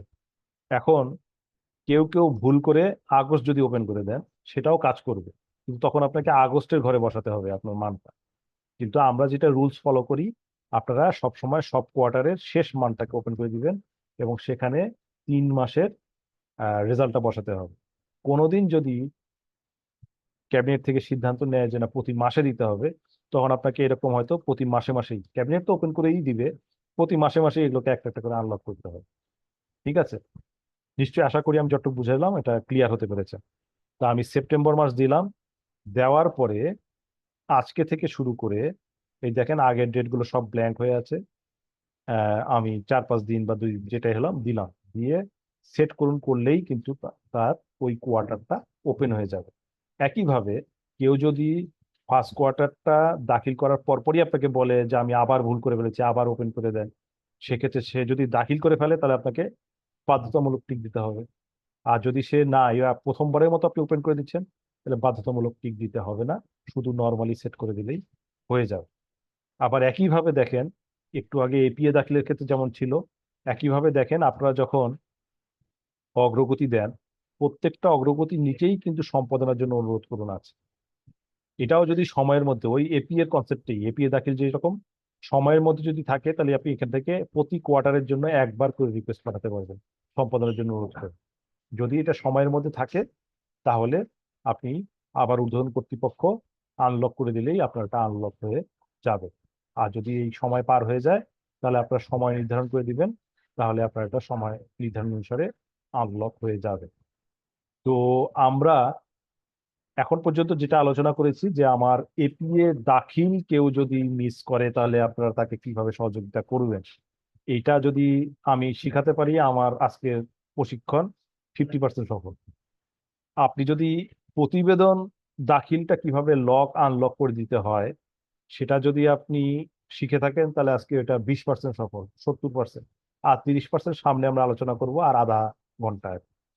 তো আশা করি আপনারা প্রথম 2টা স্টেপ বুঝতে পেরেছেন। ঠিক আছে? আমি আশা করব আর কি। আর যদি না বুঝে থাকেন, তাহলে অবশ্যই আমাকে প্রশ্ন করবেন যে কোনো পর্যায়ে, আমরা আর আধা ঘন্টা কন্টিনিউ করবো আর কি। তো এখন আমরা যাব আরেকটা স্টেজে। এই স্টেজটা কি? আপনারা যে অনেক ক্ষমতাবান, সেটা থার্ড স্টেজটা এখন আপনারা দেখাবো। সেটা ধরেন আপনারা জানেন যে আমার এপিএ দাখিলের সময় শেষ হয়ে গেল, চূড়ান্ত দাখিলের সময় শেষ হয়ে গেল, চূড়ান্ত দাখিল তারা করে ফেলেছে, এপিএ সাইনও হয়ে গেল খুব ভালোভাবে। ঠিক আছে? সেপ্টেম্বর মাসে এসে একটা সংশোধনের সময় থাকে, আপনারা জানেন যে 30 সেপ্টেম্বরের মধ্যে এপিএ তে কোনো সংশোধন আনতে গেলে করা যায়। ঠিক আছে? তো এই সময় আপনার সংশোধন, ধরেন যে আপনার সকল আওতাধীন সকল অফিস আপনার কাছে সংশোধনের জন্য রিকোয়েস্ট করেছে, প্রশাসনিকভাবে করেছে, চিঠি দিয়েছে, আপনারা এটা অ্যালাউ করলেন। এখন এই যে সংশোধন করে দেওয়া, এই সংশোধন করে দেওয়াটার দায়িত্বটা কার? তখন এপিএটা যে সংশোধন করবেন, কিভাবে করবেন, এটা আমি আপনাদের একটু আলোচনা করতে চাই। এটা একটা গুরুত্বপূর্ণ স্টেপ আর কি। ঠিক আছে? এখন এমন যদি হয় যে তাদের এপিএ তে আসলে অনেক পরিবর্তন আসছে, অনেক অনেক, যা ছিল তার অনেক বেশি পরিবর্তন, তখন আপনি জাস্ট তাদের এপিএটা আনলক করে দেন। কিন্তু আমরা ক্যাবিনেট মন্ত্রণালয়ের এপিএ এর ক্ষেত্রে যেটা করি, আপনি দেখেন যে আমরা যখন এপিএটা আনলক করে দেই, এপিএটার কি কোনো পার্শিয়াল অংশ আনলক হয় নাকি পুরো এপিএটাই আনলক হয়ে যায়? আসলে আমাদের এই সফটওয়্যারে কোনো পার্শিয়াল আনলকের সিস্টেম নাই। আমি যখনই আনলক করে দিচ্ছি, পুরো এপিএটাই আনলক হয়ে যাচ্ছে। এখন ধরলাম কোনো একটা মন্ত্রণালয়ের এপিএ তে শুধুমাত্র কয়ের জায়গায় খ বসাতে হবে, এইটুকুই পরিবর্তন, আর কোনো পরিবর্তন অ্যালাউড না। কিন্তু আমি যদি এখন আমার এপিএটাকে আনলক করে দেই, তাহলে কি হবে? তিনি পুরাটারই অ্যাক্সেস পেয়ে যাচ্ছেন, উনি ইচ্ছা করলে অন্য জায়গায়ও পরিবর্তন করতে পারেন। যদিও সেটা আমাদের সফটওয়্যারে দেখা যায়, অডিট ট্রেইল নামে একটা বাটন আছে, সেখান থেকে দেখা যায় যে তিনি কি কি পরিবর্তন করেছে। কিন্তু তবুও এখন যদি আপনার কাছে মনে হয় না এটা রিস্কি, আমি তার এপিএ আর আনলক করব না, আমি তার পরিবর্তনটা যেহেতু অনেক সহজ, আমি নিজেই করে দিই না কেন? অনেক ক্ষেত্রে আনলক কমান্ডের চেয়ে তার অংশটুকু আরো সহজে করে ফেলা যায়। সেইটা আপনি কোত্থেকে করবেন? সেইটা আছে দেখেন যে এই যে আওতাধীন অফিস ব্যবস্থাপনা, সেই আওতাধীন অফিস ব্যবস্থাপনার মধ্যে এপিএ ও অর্জন হালনাগাদকরণ, এই যে বাটনটা আছে, এখানে আপনি এপিএ হালনাগাদ করতে পারবেন এই বাটন থেকে, আর এই বাটন থেকে অর্জন হালনাগাদ করতে পারবেন। অর্থাৎ এইটাতে এপিএ হালনাগাদ করা যায়, এপিএ পরিবর্তন করা যায়, আর এইটাতে কোয়ার্টারলি যে অগ্রগতি সেগুলো আপনি পরিবর্তন করতে করতে পারবেন। এইটা একটা সুপ্রিম পাওয়ার, একবারে আপনাদের সফটওয়্যারের সুপ্রিম পাওয়ার। অর্থাৎ আপনার আপনার নিজের এপিএ বাদে আওতাধীন অফিসের এপিএ আপনি যে কোনো সময়ই এটা পরিবর্তন করে ফেলতে পারবেন। তবে খুব সাবধান, যাতে প্রশাসনিক অনুমোদন ছাড়া এটা করলে আপনার এই রেকর্ড তো সফটওয়্যার থেকে যাচ্ছে, সেই অডিট ট্রেল থেকে কিন্তু আপনাকে যে কোনো সময় চার্জ করতে পারে। এই জন্য অবশ্যই যেন আপনি প্রশাসনিকভাবে এটার জন্য অনুমোদন নিয়ে নেবেন, বা আপনার কাছে কোনো চিঠি রাখবেন। সেই চিঠি অনুসারে আপনি ইচ্ছা করলেই তাদের এপিএ বা তাদের অগ্রগতি আপনি চেঞ্জ করে দিতে পারবেন। আমি যদি এপিএ হালনাগাদ করা বাটনে যাই, যে ধরলাম 2024-25 অর্থ বছরে আমি কারা অধিদপ্তরের এপিএটার অনেক অংশ এখানে লোড হয়েছে, যে কোন অংশ আপনি এডিট করতে চান। আমি ধরলাম যে এই অংশটা আমি এডিট করতে চাই, আপডেট এপিএ তে গেলাম। ঠিক আছে, এই দেখেন আমার এপি এর বিভিন্ন অংশ চলে আসছে, এখানে এডিট বাটন আসছে। আমি যা ইচ্ছা, আপনার এপিএটা তৈরি করার সময় যে যে বাটনগুলো ছিল আপনার সবই আমি ইচ্ছা করলে ডিলিটও করতে পারবো। আপনি যদি এখানে যান, দেখেন যে এই যেগুলো ডিলিট বাটন, ইচ্ছা করলেই এখন এটা আপনি ডিলিট করে দিতে পারবেন। এডিট ডিলিট সবই, কোনো সংযোজন কোনো সূচক সবকিছুই আসলে করা সম্ভব। অর্থাৎ এপিএটাকে একবারে নতুন করে আপনি গঠন করে ফেলতে পারবেন এই বাটন থেকে। তো অর্থাৎ আমি যেটা বোঝাতে চাইলাম যে আপনি ইচ্ছা করলে ছোটখাটো সংশোধন আপনার অ্যাকাউন্ট থেকেও করে দিতে পারবেন আওতাধীন অফিসের জন্য। নিজেরটা পারবেন না, আপনারটা আবার আপনার ঊর্ধ্বতন অফিস পারবে। তো এই ক্ষমতা এখানে দেওয়া আছে। একইভাবে আপনি যদি আওতাধীন অফিস ব্যবস্থাপনা থেকে যে অর্জন হালনাগাদ করাতে যাই, অর্জন হালনাগাদকরণে গিয়ে 2023-24 ধরলাম আঞ্চলিক পাসপোর্ট অফিস উত্তরা, তাদের অগ্রগতি যদি আমি এডিট করতে যাই, দেখেন তাদের ফার্স্ট কোয়ার্টারের আপনি ভ্যালুগুলো চেঞ্জ করতে পারবেন, বসাতে পারবেন। সেখানে আপনি মন্তব্য করতে পারবেন, অর্থাৎ তার কাজ আপনি নিজেই করে দিতে পারবেন। তার প্রমাণক কি সেটা আপনি আপলোড করে দিতে পারবেন। এখানে শুধু ফার্স্ট কোয়ার্টার না, দেখেন আমি, আপনারা তো পান শুধুমাত্র একটা কোয়ার্টার, এই বাটনের মধ্যে একসাথে একবারে 4 কোয়ার্টারই দেখাবো। দেখেন পুরা 4 কোয়ার্টারের সবগুলো ভ্যালু এবং মোট অর্জন এখান থেকে আপনি দেখতে পারবেন। এখানে যা ইচ্ছা আপনি এডিট করতে পারবেন। এতটাই সুবিধা আসলে এখানে দেওয়া আছে। অর্থাৎ আওতাধীন অফিসের সকল এপিএ, সকল অগ্রগতি প্রতিবেদন এডিট করার ক্ষমতা আপনাদের দেওয়া আছে। এটা কিন্তু একটা বড় পাওয়ার। তো এই বিষয়গুলো আপনারা বুঝতে পারলেন কিনা? কেউ একজন যদি বলতেন যে কোনো অসুবিধা হলো কিনা বুঝতে।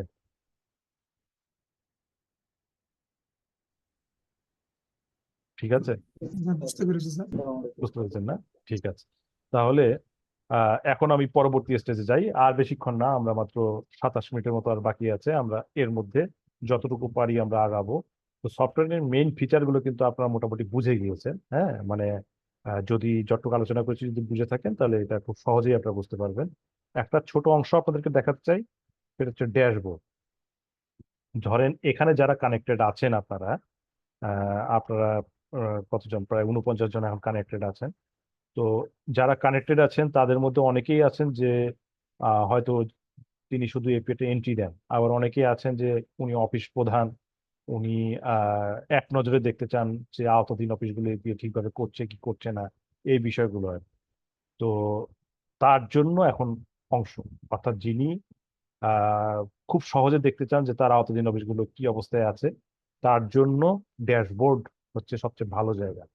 ড্যাশবোর্ডে গেলে উনি এটা খুব সহজেই দেখতে পারবেন।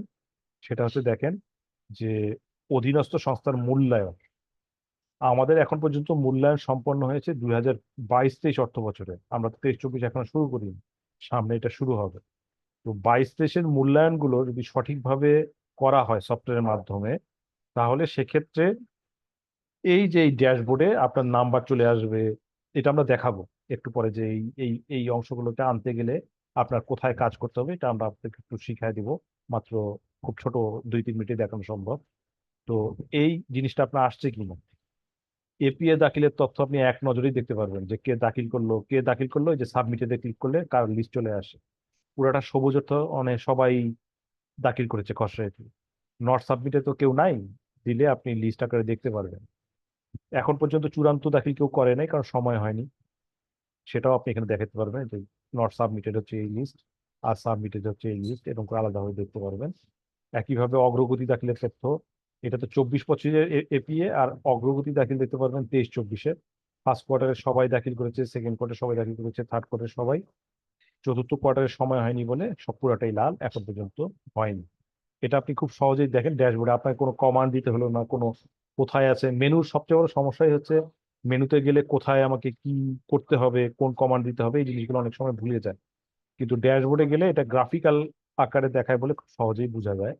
তো অফিস প্রধান বা যারা অফিসের প্রশাসনিক পদে আছেন তারা ইচ্ছা করলে এই ড্যাশবোর্ডে গিয়ে খুব সহজেই এই অবস্থাগুলো দেখতে পারবে। ঠিক আছে।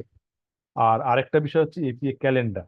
এই এপিএ ক্যালেন্ডার অনেক সময় আমরা নির্দেশিকা থেকে, সবসময় নির্দেশিকা হাতের কাছে থাকে না, কিন্তু সফটওয়্যারে লগ ইন করা অবস্থায় আপনি যে কোনো সময় কিন্তু আপনার মন্ত্রণালয়ের জন্য ক্যালেন্ডার কি, আমি দপ্তর সংস্থা হিসেবে আমার কি করণীয়, মাঠ পর্যায়ের অফিস হলে আমার কি করণীয়, এই ভাগগুলো এখানে পুরোপুরি দেওয়া আছে।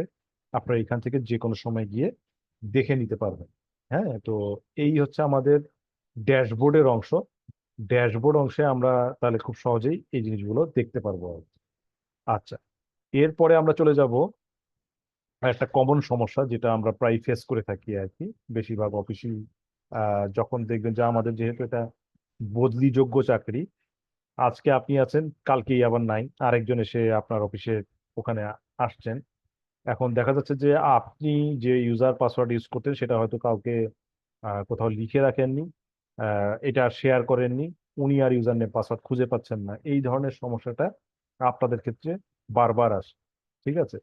তো এইটার কিন্তু খুব সহজ সমাধান দেওয়া আছে। হ্যাঁ, সহজ সমাধানটা কিরকম? আহ একটা মিনিট, হ্যাঁ, এটা একটা সহজ সমাধান দেওয়া আছে আমাদের সফটওয়্যারে। সেটা হচ্ছে, আমি একটু লগ ইন করি, লগ আউট করি।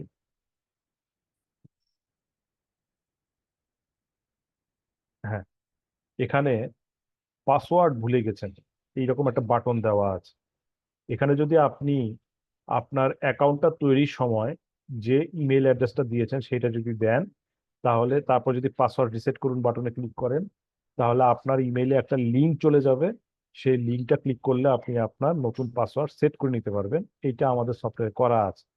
কিন্তু সমস্যাটা হচ্ছে কি, যখন আপনাদের অ্যাকাউন্টগুলো তৈরি করা হয়েছিল, এই যে কনফিগারেশনে গিয়ে ব্যবহারকারী, এই জায়গায় সাধারণত, সরি এটা আমার অ্যাকাউন্ট, আমি আপনাদের অ্যাকাউন্টে যাই, এই যে আওতাধীন অফিস ব্যবস্থাপনার মধ্যে ব্যবহারকারী, এখানে গিয়ে আমি ধরলাম কোন একটা দপ্তর সংস্থার অনুসন্ধানে যাই। আহ, দেখেন এই যে ইমেল অ্যাড্রেস গুলো দেওয়া আছে, তখন আসলে একসাথে অনেকগুলো অফিস ওপেন করা হয়েছিল বলে এখানে ইমেল অ্যাড্রেস গুলো ঠিক ইমেল অ্যাড্রেস দেওয়া নেই। দেখেন এই ধরনের ইমেল অ্যাড্রেস আসলে থাকার কথা না। user.fireservice.apa@apms.com, এরকম কোনো মেল সার্ভারই নেই, এপিএমএস দিয়ে কোনো মেল সার্ভারই নেই, কাজে এটা থাকার কথা না। তো এই ইমেল অ্যাড্রেসে আর লিঙ্কটা যাবে, তার মানে সেটা ফেল হচ্ছে। তখন কি হচ্ছে, উনি আর পাসওয়ার্ড রিসেট করতে পারছেন না, ওই অফিসগুলো তাদের পাসওয়ার্ড রিসেট করতে পারছেন না, এই সমস্যাটা দেখা দিচ্ছে। তো আপনারা চেষ্টা করবেন যে আপনাদের অ্যাকাউন্ট থেকে আপনাদের আওতাধীন অফিসের ইমেল অ্যাড্রেসগুলো অফিসিয়াল ইমেল অ্যাড্রেস বসিয়ে দিন।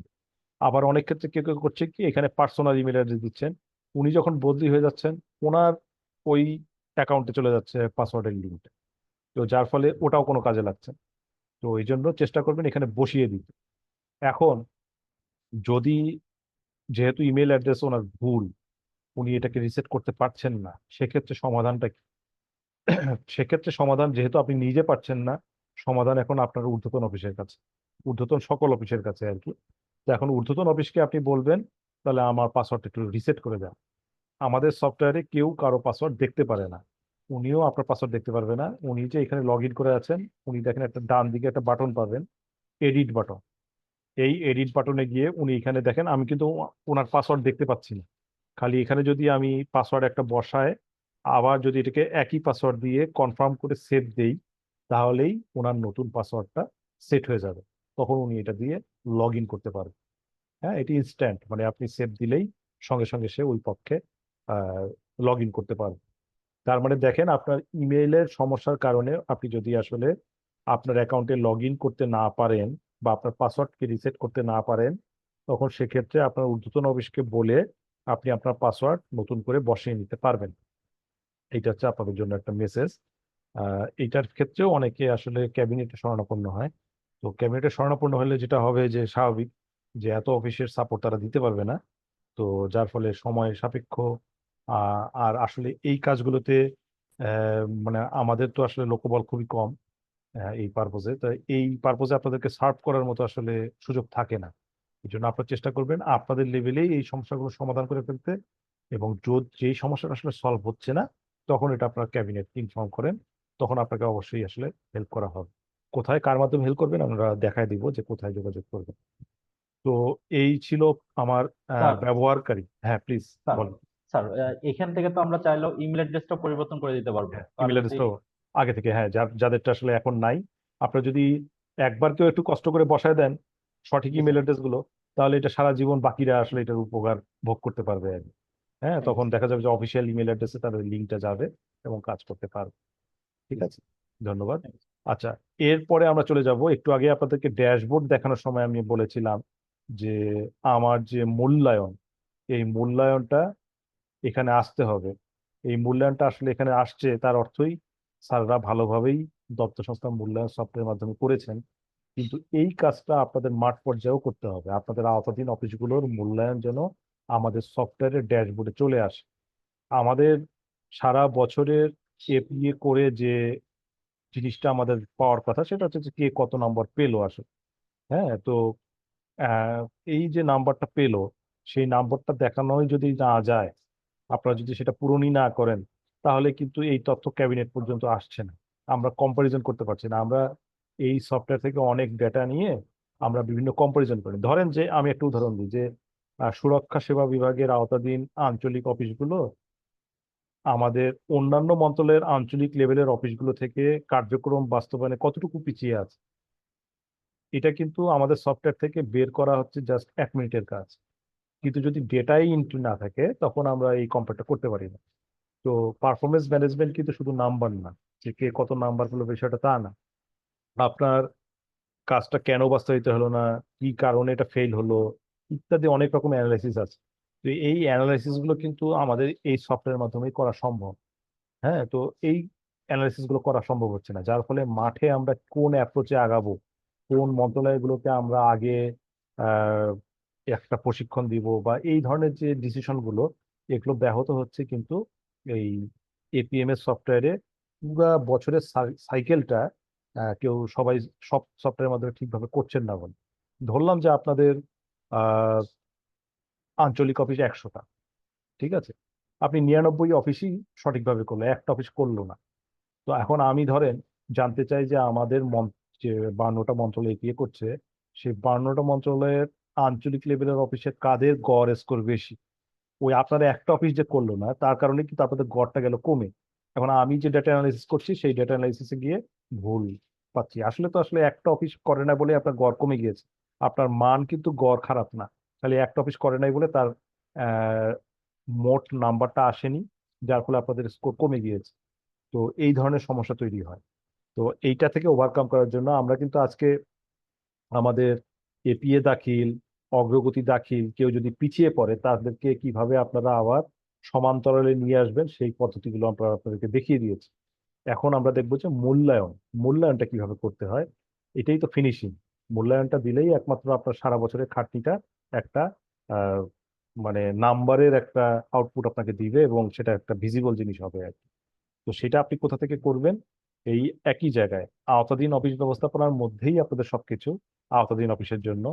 তো সেটা এই জায়গায় গিয়ে একবারে শেষে দেখেন ষান্মাসিক অবলিক বার্ষিক মূল্যায়ন।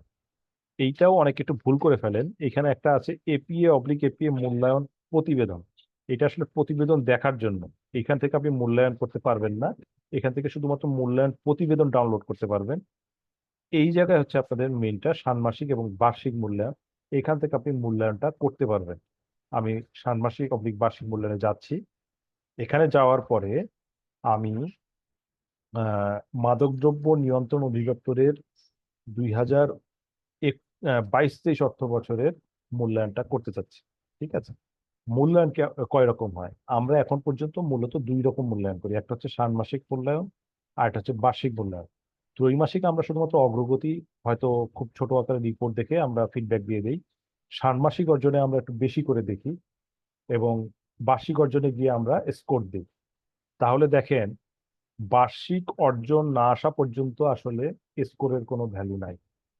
কারণ ধরেন যে আপনার একটা কাজ সারা বছরে 50টা করার কথা, আপনি ষান্মাসিকে এসে 25টা করেছেন। এখন 25 তো আপনার টার্গেটের মধ্যেই নাই, আপনার টার্গেট হয়তো দেওয়া আছে 50, 40, 30। এখন তার অর্থ কি, আপনি ওই ষান্মাসিকে কিন্তু অর্ধেক কাজ করেও আপনি শূন্য পাচ্ছেন, আমাদের স্কোর কিন্তু তখনও দেখা হবে শূন্য। কাজে ষান্মাসিকে গিয়ে যে স্কোর দেখায় সেটা নিয়ে চিন্তিত হওয়ার কারণ নাই, এবং ওইটা আমরা মূল্যায়নও করি না। ঠিক আছে, ষান্মাসিক অর্জন, তাহলে ষান্মাসিক অর্জনে কি গুরুত্বপূর্ণ? ষান্মাসিক অর্জনের গুরুত্বপূর্ণ বিষয় হচ্ছে যে আপনি কি কোনো সূচক বাস্তবায়নে পিছিয়ে পড়ছেন কিনা সেই নিয়ে একটা মন্তব্য করা, যে আপনার এই সূচক আপনি পিছিয়ে গিয়েছেন, এখানে আপনি এক্সট্রা এই আইটেম নেন, এইটা করেন, ওইটা করেন, এইভাবে আপনি একটা মন্তব্য করতে পারেন। অর্থাৎ ষান্মাসিক অর্জনে আপনার মূল কাজ হচ্ছে কমেন্টস করা, আর কোনো কাজ নাই। এখন দেখেন, আমি ভিউ রিপোর্টে যদি যাই ষান্মাসিক অর্জনের,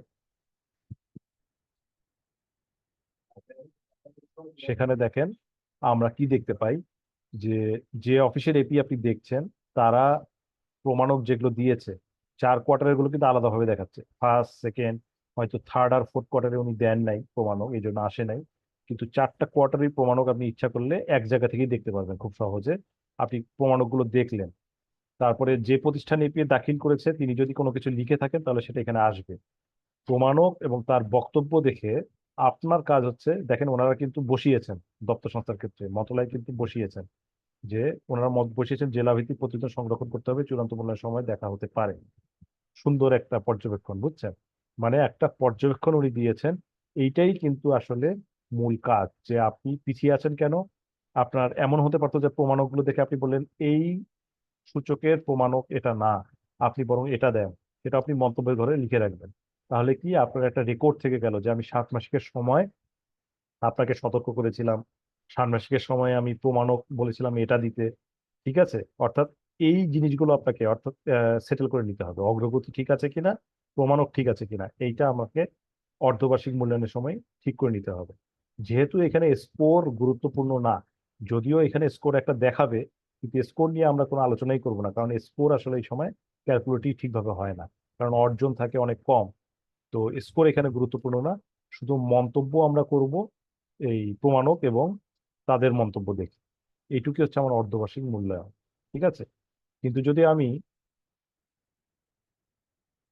2000 মাদকদ্রব্য নিয়ন্ত্রণ অফিসের 2022-23-এর একটু আগে ষান্মাসিকে গিয়েছিলাম, এখন বার্ষিকে যদি যাই তাহলে দেখেন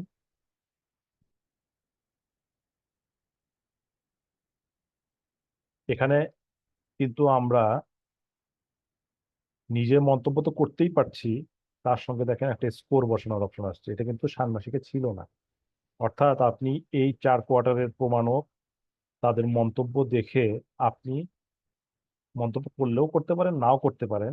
আপনার কাছে মনে হলো যে সে 2 পায় না, সে পায় আসলে 1, আপনি এখন যেটা বসাবেন সেটাই আসলে কনফার্ম হবে। অর্থাৎ দেখেন তার দাবিকৃত যেটাকে আমরা বলি সমূল্যায়িত নাম্বার, সে পেয়েছে 2, কিন্তু আপনি দিয়েছেন 1।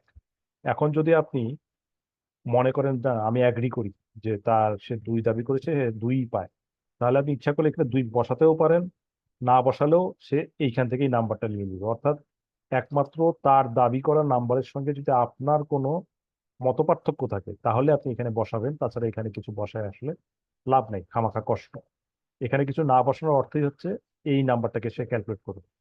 এবং দেখেন একবারে যদি আপনি নিচে চলে যান, এই সফটওয়্যার একবারে নিচে যদি চলে যান, এইটা হচ্ছে তার দাবিকৃত মোট নাম্বার, আর এখানে আসবে আহ, আপনি যে নাম্বারগুলো বসিয়েছেন তার যোগফল। অর্থাৎ হচ্ছে যে আপনি যেসব জায়গায় ধরেন এখানে মাত্র 2 করে দিলাম, আমি একটু টেস্ট পারপোজে আপনাদেরকে দেখাই যে দেখেন এখন কিন্তু ওনারা যেটা দাবি করেছেন সেই নাম্বারটাই আসলে ওনারা পেয়েছেন। দেখেন 98 দাবি করেছেন, 98 পেয়েছেন। কিন্তু আমি যদি এখন এটাকে দুইয়ের জায়গায় 1 বসায় দিই, অর্থাৎ উনি দুই, এই সূচকটাতে 2 দাবি করেছিলেন, তো আমি 1 দিয়েছি, দিয়ে আমি সেভ করলাম।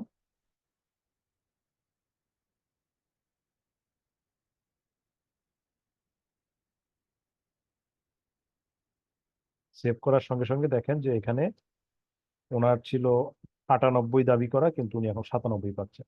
অর্থাৎ আমি কিন্তু অন্য কোথাও হাত দিইনি, ওনার সব নাম্বারই যোগ হয়েছে। আর এই জায়গায় যেহেতু আমি ডিফার করেছি, সেই নাম্বারটা এখানে চলে আসছে, যে আমি 2-এর জায়গায় 1 দিয়েছি। এখন যেহেতু এটা লাইভ সার্ভার, এই জন্য আমি এটা আসলে উঠাই দিচ্ছি নইলে। এবং এই যে নাম্বারটা চেঞ্জ, আপনার একটু আগে যে ড্যাশবোর্ডে দেখে আসলেন নাম্বারগুলো, সেই নাম্বারটা যায় এই নাম্বার না, এইখান থেকে যায়। অর্থাৎ আপনি যেটা বসিয়েছেন সেটাই আসলে তাদের ফাইনাল। এবং এইটা আনলেই আপনার কিন্তু ড্যাশবোর্ডে এই নাম্বারগুলো চলে আসবে। তো এই কাজটুকু আমি এখন আবার সেভ করি, যেহেতু 1 কেটে দিয়েছি, এটাকে সেভ করে নিলাম। তার মানে আমার এখন ওই আগের অবস্থায় ফিরে গেল। তো এইটুকুই হচ্ছে বার্ষিক মূল্যায়নের কাজ, অর্থাৎ আপনার মন্তব্য করা। এখন যেটা বললাম একটু আগে, যে আমি 2-এর জায়গায় 1 বসালাম, এটা তো আপনার ইচ্ছা মতো না, নিশ্চয়ই কোনো একটা কারণে। নাম্বার কাটলে অবশ্যই আপনাকে কারণ দেখাতে হবে, ঠিক আছে? সেই কারণটা কোথায় দেখাবেন? এই মন্তব্য করুনের ঘরে। এখানে আপনি লিখে দিবেন যে আপনার প্রমাণক থেকে দেখা যায় এই কারণে আপনি 2-এর জায়গায় 1 নম্বর পাবেন, কাজে 1 নম্বর দেওয়া হলো। লিখে আপনি সেভ দিয়ে দিবেন, ব্যাস, এটা কারণটা থেকে যাবে আর আপনার বসানো নাম্বার থেকে যাবে। ঠিক আছে?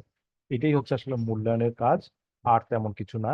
তো মূল্যায়নের মধ্যে একটা ছোট্ট কাজ আছে, সেটা হচ্ছে দেখেন যে এই মূল্যায়নের পেজে যাওয়ার আগে একটা লাল কালিতে ছোট্ট জিনিস এখানে লেখা আছে, ঠিক আছে? সেই জিনিসটা কি, এটা আপনাদের একটু আলোচনা করা দরকার। সেটা হচ্ছে মূল্যায়ন ফোকাস সেটিংস।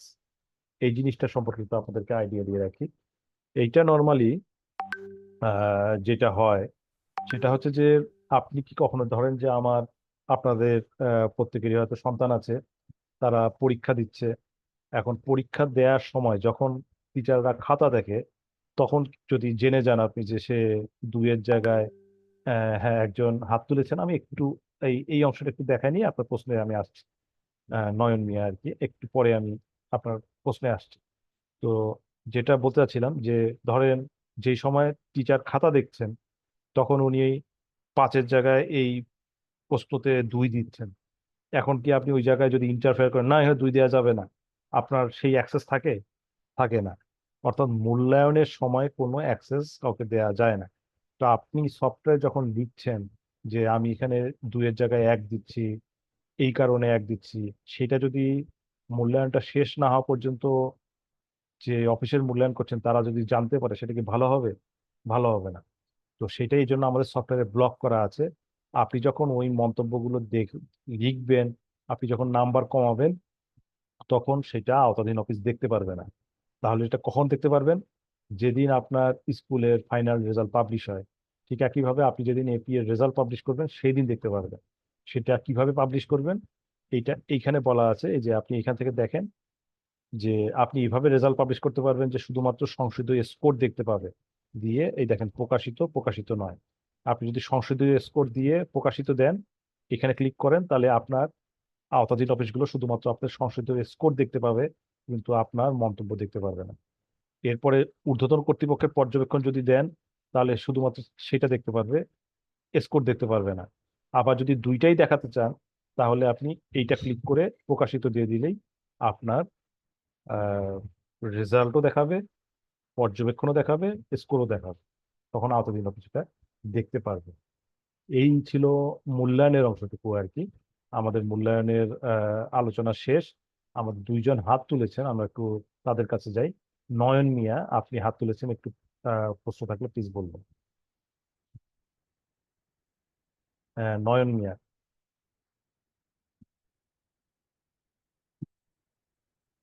উনি হয়তো ভুলে হাত তুলেছেন, তাহলে কল্লোল ডিও। স্যার আসসালামু আলাইকুম স্যার। হ্যাঁ, আছে, জি জি। স্যার আমার একটা প্রশ্ন ছিল, সেটা জি। হচ্ছে স্যার আমার এখানে ইলেকট্রিসিটি আপ ডাউনের কারণে এবং ইন্টারনেট স্লো হওয়ার কারণে স্যার, ঝড় হচ্ছে সাইক্লোনের কারণে, হ্যাঁ হ্যাঁ আমি স্যার মিটিং এর বেশ কিছু কি পয়েন্ট মিস করছি স্যার। আপনি শুরুতে জি। বলেছিলেন স্যার রেকর্ডিংটা পাবো, এটা হ্যাঁ স্যার হ্যাঁ, কোথায় পাবো স্যার আমরা? আপনি এটা পাবেন হচ্ছে এই যে যদিও আমি দিতে দিতে রাত হবে, কারণ আমরা অনেক আগে মিটিংটা শুরু করেছি, ওটাকে আবার কাটবো, কেটে আমরা জি স্যার। হ্যাঁ দিতে দিতে হয়তো সন্ধ্যা হয়ে যাবে। এই যে দেখেন স্যার। আমাদের আগের মিটিং গুলো আপনারা পাবেন, এই যে এই নোটিশ বোর্ডে পাবেন। হ্যাঁ, এখানে আচ্ছা দেখেন আচ্ছা। আমরা বস্ত্র পাটের সঙ্গে 25 তারিখে করেছিলাম, জি জি জি। এগুলো দেওয়া আছে, একইভাবে আপনাদেরটা এখানে চলে আসবে। ঠিক আছে, এই নোটিশ বোর্ডের জি মধ্যে আপনারা পাবেন। ঠিক আছে, থ্যাংক জি ইউ। ঠিক আচ্ছা, আছে। এরপরে আহ আরেকজন হাত তুলেছেন।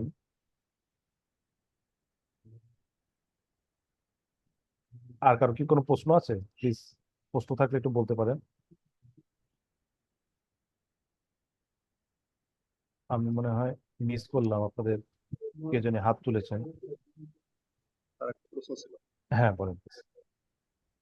স্যার, আমরা এপিএ যারা খসড়া দাখিল করে, হুম, খসড়া দাখিলের যে এপিএ, সেখানে কি আমরা যে খসড়ার মূল্যায়নটা বা হুম। তাদের যে ফাইন্ডিং যেটা দেবো, এই ফাইন্ডিংটা কি সফটওয়্যার মাধ্যমে দেওয়ার সুযোগ আছে কিনা? ফাইন্ডিং বলতে ঠিক বুঝিনি। আরেকবার একটু বলবেন?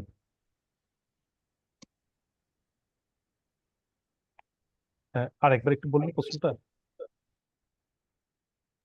স্যার, প্রশ্ন হলো যে যখন খসড়া এপিএ দাখিল করা হয়, খসড়া হ্যাঁ, এপিএ হ্যাঁ। দাখিলের ক্ষেত্রে আমরা ঊর্ধ্বতন অফিস যখন আমার অধস্তন অফিসকে কোনো ধরনের ইনস্ট্রাকশন বা ওই খসড়া মূল্যায়ন করি, মূল্যায়নটা সফটওয়্যারের মাধ্যমে আমি ও, মূল্যায়নটা তাকে দিতে পারি। হ্যাঁ, ফিডব্যাক হ্যাঁ, হ্যাঁ, ফিডব্যাক স্যার। হ্যাঁ, বুঝতে পারছি। আসলে এই ভার্সনে এই অপশন নাই। আমাদের যে ভার্সন 2, এখন যেটা আপনারা দেখছেন, আমরা যেটা উপর প্রশিক্ষণ করছি, সেটা হচ্ছে আসলে, হ্যাঁ মানে খসড়া এপিএ তৈরি করলো যে, এখন চূড়ান্ত এপিএ করার সময় তো তাকে আগে ঊর্ধ্বতন কর্তৃপক্ষ বলবে যে এখানে এখানে ঠিক করেন, এটা ঠিক হয়নি, ভ্যালু কমান বাড়ান। এই ফিডব্যাক গুলো আমাদের সফটওয়্যারের মাধ্যমে দেওয়ার অপশন নাই ভার্সন 2 তে। এটা আমরা নতুন ভার্সনে অলরেডি ইনক্লুড করে ফেলেছি। এগুলো আপনারা পেতে পেতে আসলে প্রায় 1.5 বছর লেগে যাবে আপনাদের মাঠ পর্যায়ে পর্যন্ত পৌঁছাতে। তবে মন্ত্রণালয় এটা 1-2 মাসের মধ্যেই পাবে আর কি, আমাদের নতুন ভার্সন সেখানে আছে। আমরা পুরান ভার্সনে আসলে এটা দিব না। ঠিক আছে, তো আমরা কিন্তু 11টা 26 আমাদের ডেটটায়, 11:30 শেষ করার কথা। 4-5 মিনিট সময় আছে, এর মধ্যে যদি আপনাদের কারো কোনো সন্দেহ বা কোনো প্রশ্ন থাকে আপনারা করতে পারেন। স্যার একটা বিষয় স্যার কোশ্চেন আছে জি, স্যার। জি। স্যার শুনতে পাচ্ছেন স্যার? হ্যাঁ, আমি শুনতে পাচ্ছি। স্যার আমার বিষয়টা হলো স্যার ওই যে প্রশাসনিক অনুমোদনের বিষয়টা স্যার। হুম, অনেক সময় স্যার আমাদের হয়তো স্যার অজান্তে ভুল হয় স্যার। জি, জি, এখন স্যার আমাদের অনেক সময় স্যার, যেহেতু স্যার আমি স্যার মাদকদ্রব্য নিয়ন্ত্রণ অধিদপ্তর থেকে বলছি, হেডকোয়ার্টার থেকে স্যার, জি, এডি অ্যাডমিন স্যার বলছি স্যার। জি। তো অনেক সময় স্যার কিছু জিনিস হয়তো পরিবর্তনের প্রয়োজন হয়। হুম, তখন স্যার আমরা ওইটা প্রিন্ট করে অনেক সময় আমাদের স্যারকে বলি, স্যার এই বিষয়টা একটু মনে হয় ভাষাগত চেঞ্জ করতে হবে অথবা পরিসংখ্যানগত একটু চেঞ্জ করতে হবে। জি, কারণ স্যার আপনি বলেছেন স্যার প্রশাসনিক অনুমোদন নিতেই হবে স্যার। জি, জি। অনেক সময় দেখা যায় স্যাররা বলেছে ঠিক আছে এটা ঠিক করে দেন, হ্যাঁ এভাবে তো মানে মৌখিক ভাবেও বলে দেয় স্যার। তখন কি স্যার আমার কি আসলেই স্যার লিখিত ভাবে অনুমোদন নিতেই হবে স্যার? অনেক সময় হুম। ক্রাইসিস মোমেন্টে এরকম তৈরি হয় আর কি। হ্যাঁ, এটা একটা মানে বর্তমান সময়ের জন্য এটা একটা কঠিন প্রশ্ন আর কি। সেটা স্যার। হচ্ছে যে আসলেই এপিএ একবারে অপরিবর্তিত না, এপিএ আসলে দুষ্পরিবর্তনীয়। তো একটা সময় এসে যাবে, আপনারা জানেন কিনা যে আমাদের এটা এসিআর এর সঙ্গেও লিঙ্ক হয়ে যাচ্ছে এক সময়, যে দেখা যাচ্ছে যে এখন এপিএ তে নাম্বার কম পেলে ব্যক্তিগত কারো কোনো সমস্যা হয় না, শুধুমাত্র সমস্যা হয় এপিএ টিম লিডার ফোকাল পয়েন্টের, তাকে ধরে আর কি অনেক স্যাররা। জি স্যার। জি স্যার। কিন্তু ভবিষ্যতে আসলে এটা এসিআর এর সঙ্গে কানেক্ট হয়ে যাবে, অর্থাৎ এপিএ তে আপনার প্রতিষ্ঠান কম পেয়েছে, আপনি আপনার এসিআর এ একটা পার্সেন্টেজ নাম্বার হারাবেন আর কি। হ্যাঁ, আবার আরো বেশ কিছু জটিল পদ্ধতি আছে, সেটা আজ হোক কাল হোক একসময় না একসময় বাস্তবায়ন হবে। তো তার মানে আমি বুঝাতে চাচ্ছি যে আসলে এপিএটা মানুষ একসময় খুব, মানে জিনিসটাকে খুব সময়ের মধ্যে করা, নিয়মতান্ত্রিক ভাবে করা একসময় খুব বেশি জরুরি হয়ে যায়।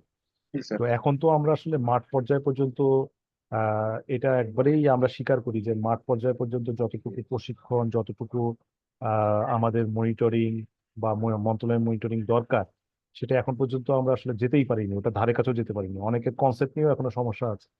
জি তো স্যার। আসলে এপি এর বিষয়টা কি রকম, তো এই কনসেপ্ট গুলো যতদিন পর্যন্ত ক্লিয়ার না হচ্ছে ততদিন পর্যন্ত আসলে আমরা, ইতিমধ্যে আমি বলেছি, মাঠ পর্যায়ের এপিএ তে আমরা খুব বেশি আহ, শক্ত হওয়া বা এই ধরনের অ্যাকশনে যাওয়া, এগুলো আসলে আমরা এখন পর্যন্ত ওগুলো করিনি। জি স্যার। ঠিক আছে, তো জি স্যার। মাঠ পর্যায়ের এপিএ গুলো আপনারা আপনাদের মন্ত্রণালয়ের স্যারদের সঙ্গে কথা বলে চেঞ্জ করে নিতে পারেন। দপ্তর সংস্থা এবং মন্ত্রণালয়ের ক্ষেত্রে অবশ্যই জি স্যার, সতর্কতা অবলম্বন করবেন।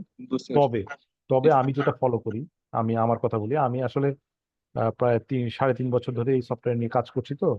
তো আমার কাছে প্রচুর রিকোয়েস্ট আসে, হ্যাঁ, ইভেন মাঠ পর্যায়ে থেকেও আসে, হ্যাঁ, একটা সময় আসতো। তো এই রিকোয়েস্ট গুলোকে আমি বলি কি যে অন্ততপক্ষে আমাকে একটা ইমেইল দেন, জি ইমেইলই স্যার, সবচেয়ে ভালো। অথবা জি আমি বলি যে আপনি হোয়াটসঅ্যাপে আমাকে একটা 1 লাইন লিখে পাঠান, ঠিক স্যার, আছে? আমার কাছে কিন্তু গত 3.5 বছরের যত হোয়াটসঅ্যাপ মেসেজ সবকিছুর ব্যাকআপ আছে, জি ঠিক স্যার, আছে? তো এইটা হচ্ছে জাস্ট খালি আমার জন্য একটা কি বলবো যে একটা সেফগার্ড, জি স্যার, ছোটখাটো সেফগার্ড, যে আমি যদি কখনো বিপদে পড়ি, বিপদে পড়বেন না কিন্তু আসলে এটা কেউ নিশ্চিত দিতে পারবে না কোন সময় কোন জিনিসটা বড় হয়ে দাঁড়াবে। কোনো একদিন কোনো একজন চ্যালেঞ্জ করে বলবে, কেন আমার এপিএতে তো এটা টার্গেট ছিল 70, এটা জি কিভাবে স্যার, 60 হলো? জি স্যার, এখন সেটা কবে হবে, কে করবে? এমন হতে পারে যে শত্রুতা করেই কেউ একজন আপনার সঙ্গে করলো। জি তো স্যার, আপনার তো একটা সেফগার্ড লাগবে। জি এই স্যার, জন্য চেষ্টা করবেন রাখতে। এখন পর্যন্ত আসলে এটার কোনো হার্ড অ্যান্ড ফাস্ট রুল নাই। জি স্যার, এখন পর্যন্ত কাউকে চার্জও করা হয়নি। কিন্তু আপনারা সবসময় সতর্ক থাকার চেষ্টা করবেন, অ্যাটলিস্ট আমার মতো, যে অন্তত হোয়াটসঅ্যাপ বা জি স্যার, ইমেইল অথবা কাগজে থাকলে কাগজের মধ্যেও একটা কিছু আপনি লিখে রাখলেন, সেটাকে স্ক্যান করে রেখে দিলেন, চেষ্টা করবেন। আর বুঝতে একবারেই পারছি। না পারলে অসুবিধা নেই, এখনই এটা নিয়ে অত ওয়ারিড হওয়ার মতো অবস্থায় আমরা এখন পর্যন্ত যাইনি, ঠিক আছে? জি এখন স্যার, দেখেন, এই যে আমি আপনাদেরকে যেটা বলেছিলাম, আমি 1 মিনিট একটু দেখা দিই। জি স্যার, অডিট নামে একটা বাটন আছে, এটা শুধুমাত্র ক্যাবিনেটের অ্যাকাউন্ট আছে, অন্য কোথাও নাই। এই অডিটে গিয়ে আমরা যদি এই যে মন্ত্রণালয়, সরি লোড হচ্ছে না, এটা মনে হয় স্লো হয়ে গিয়ে লগ আউট হয়ে গিয়েছে কিনা।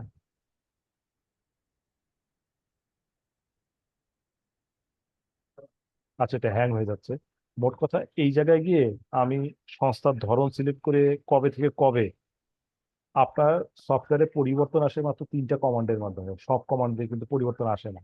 আপনি কোনো কিছু ক্রিয়েট করলে, কোনো কিছু এডিট করলে আর কোনো কিছু ডিলিট করলে পরিবর্তন হয়, আর কোনো কমান্ডে কোনো পরিবর্তন হয় না। এই 3টা কমান্ড যে চালালো তার হিস্ট্রিটা এইখানে নিচে সম্পূর্ণ চলে আসে, বুঝছেন? আমরা এখন আমি দেখাতে পারছি না, আমার এটা মনে হয় অনেক আগে লগ ইন করা, তো এবার লোড হচ্ছে না। তো এই লিস্টটা আসলে আমরা যখন তখন দেখতে পারি, কিন্তু আজ পর্যন্ত এটা নিয়ে এখন পর্যন্ত তেমন কিছু করা হয়, এই যে এখন আসছে আর কি।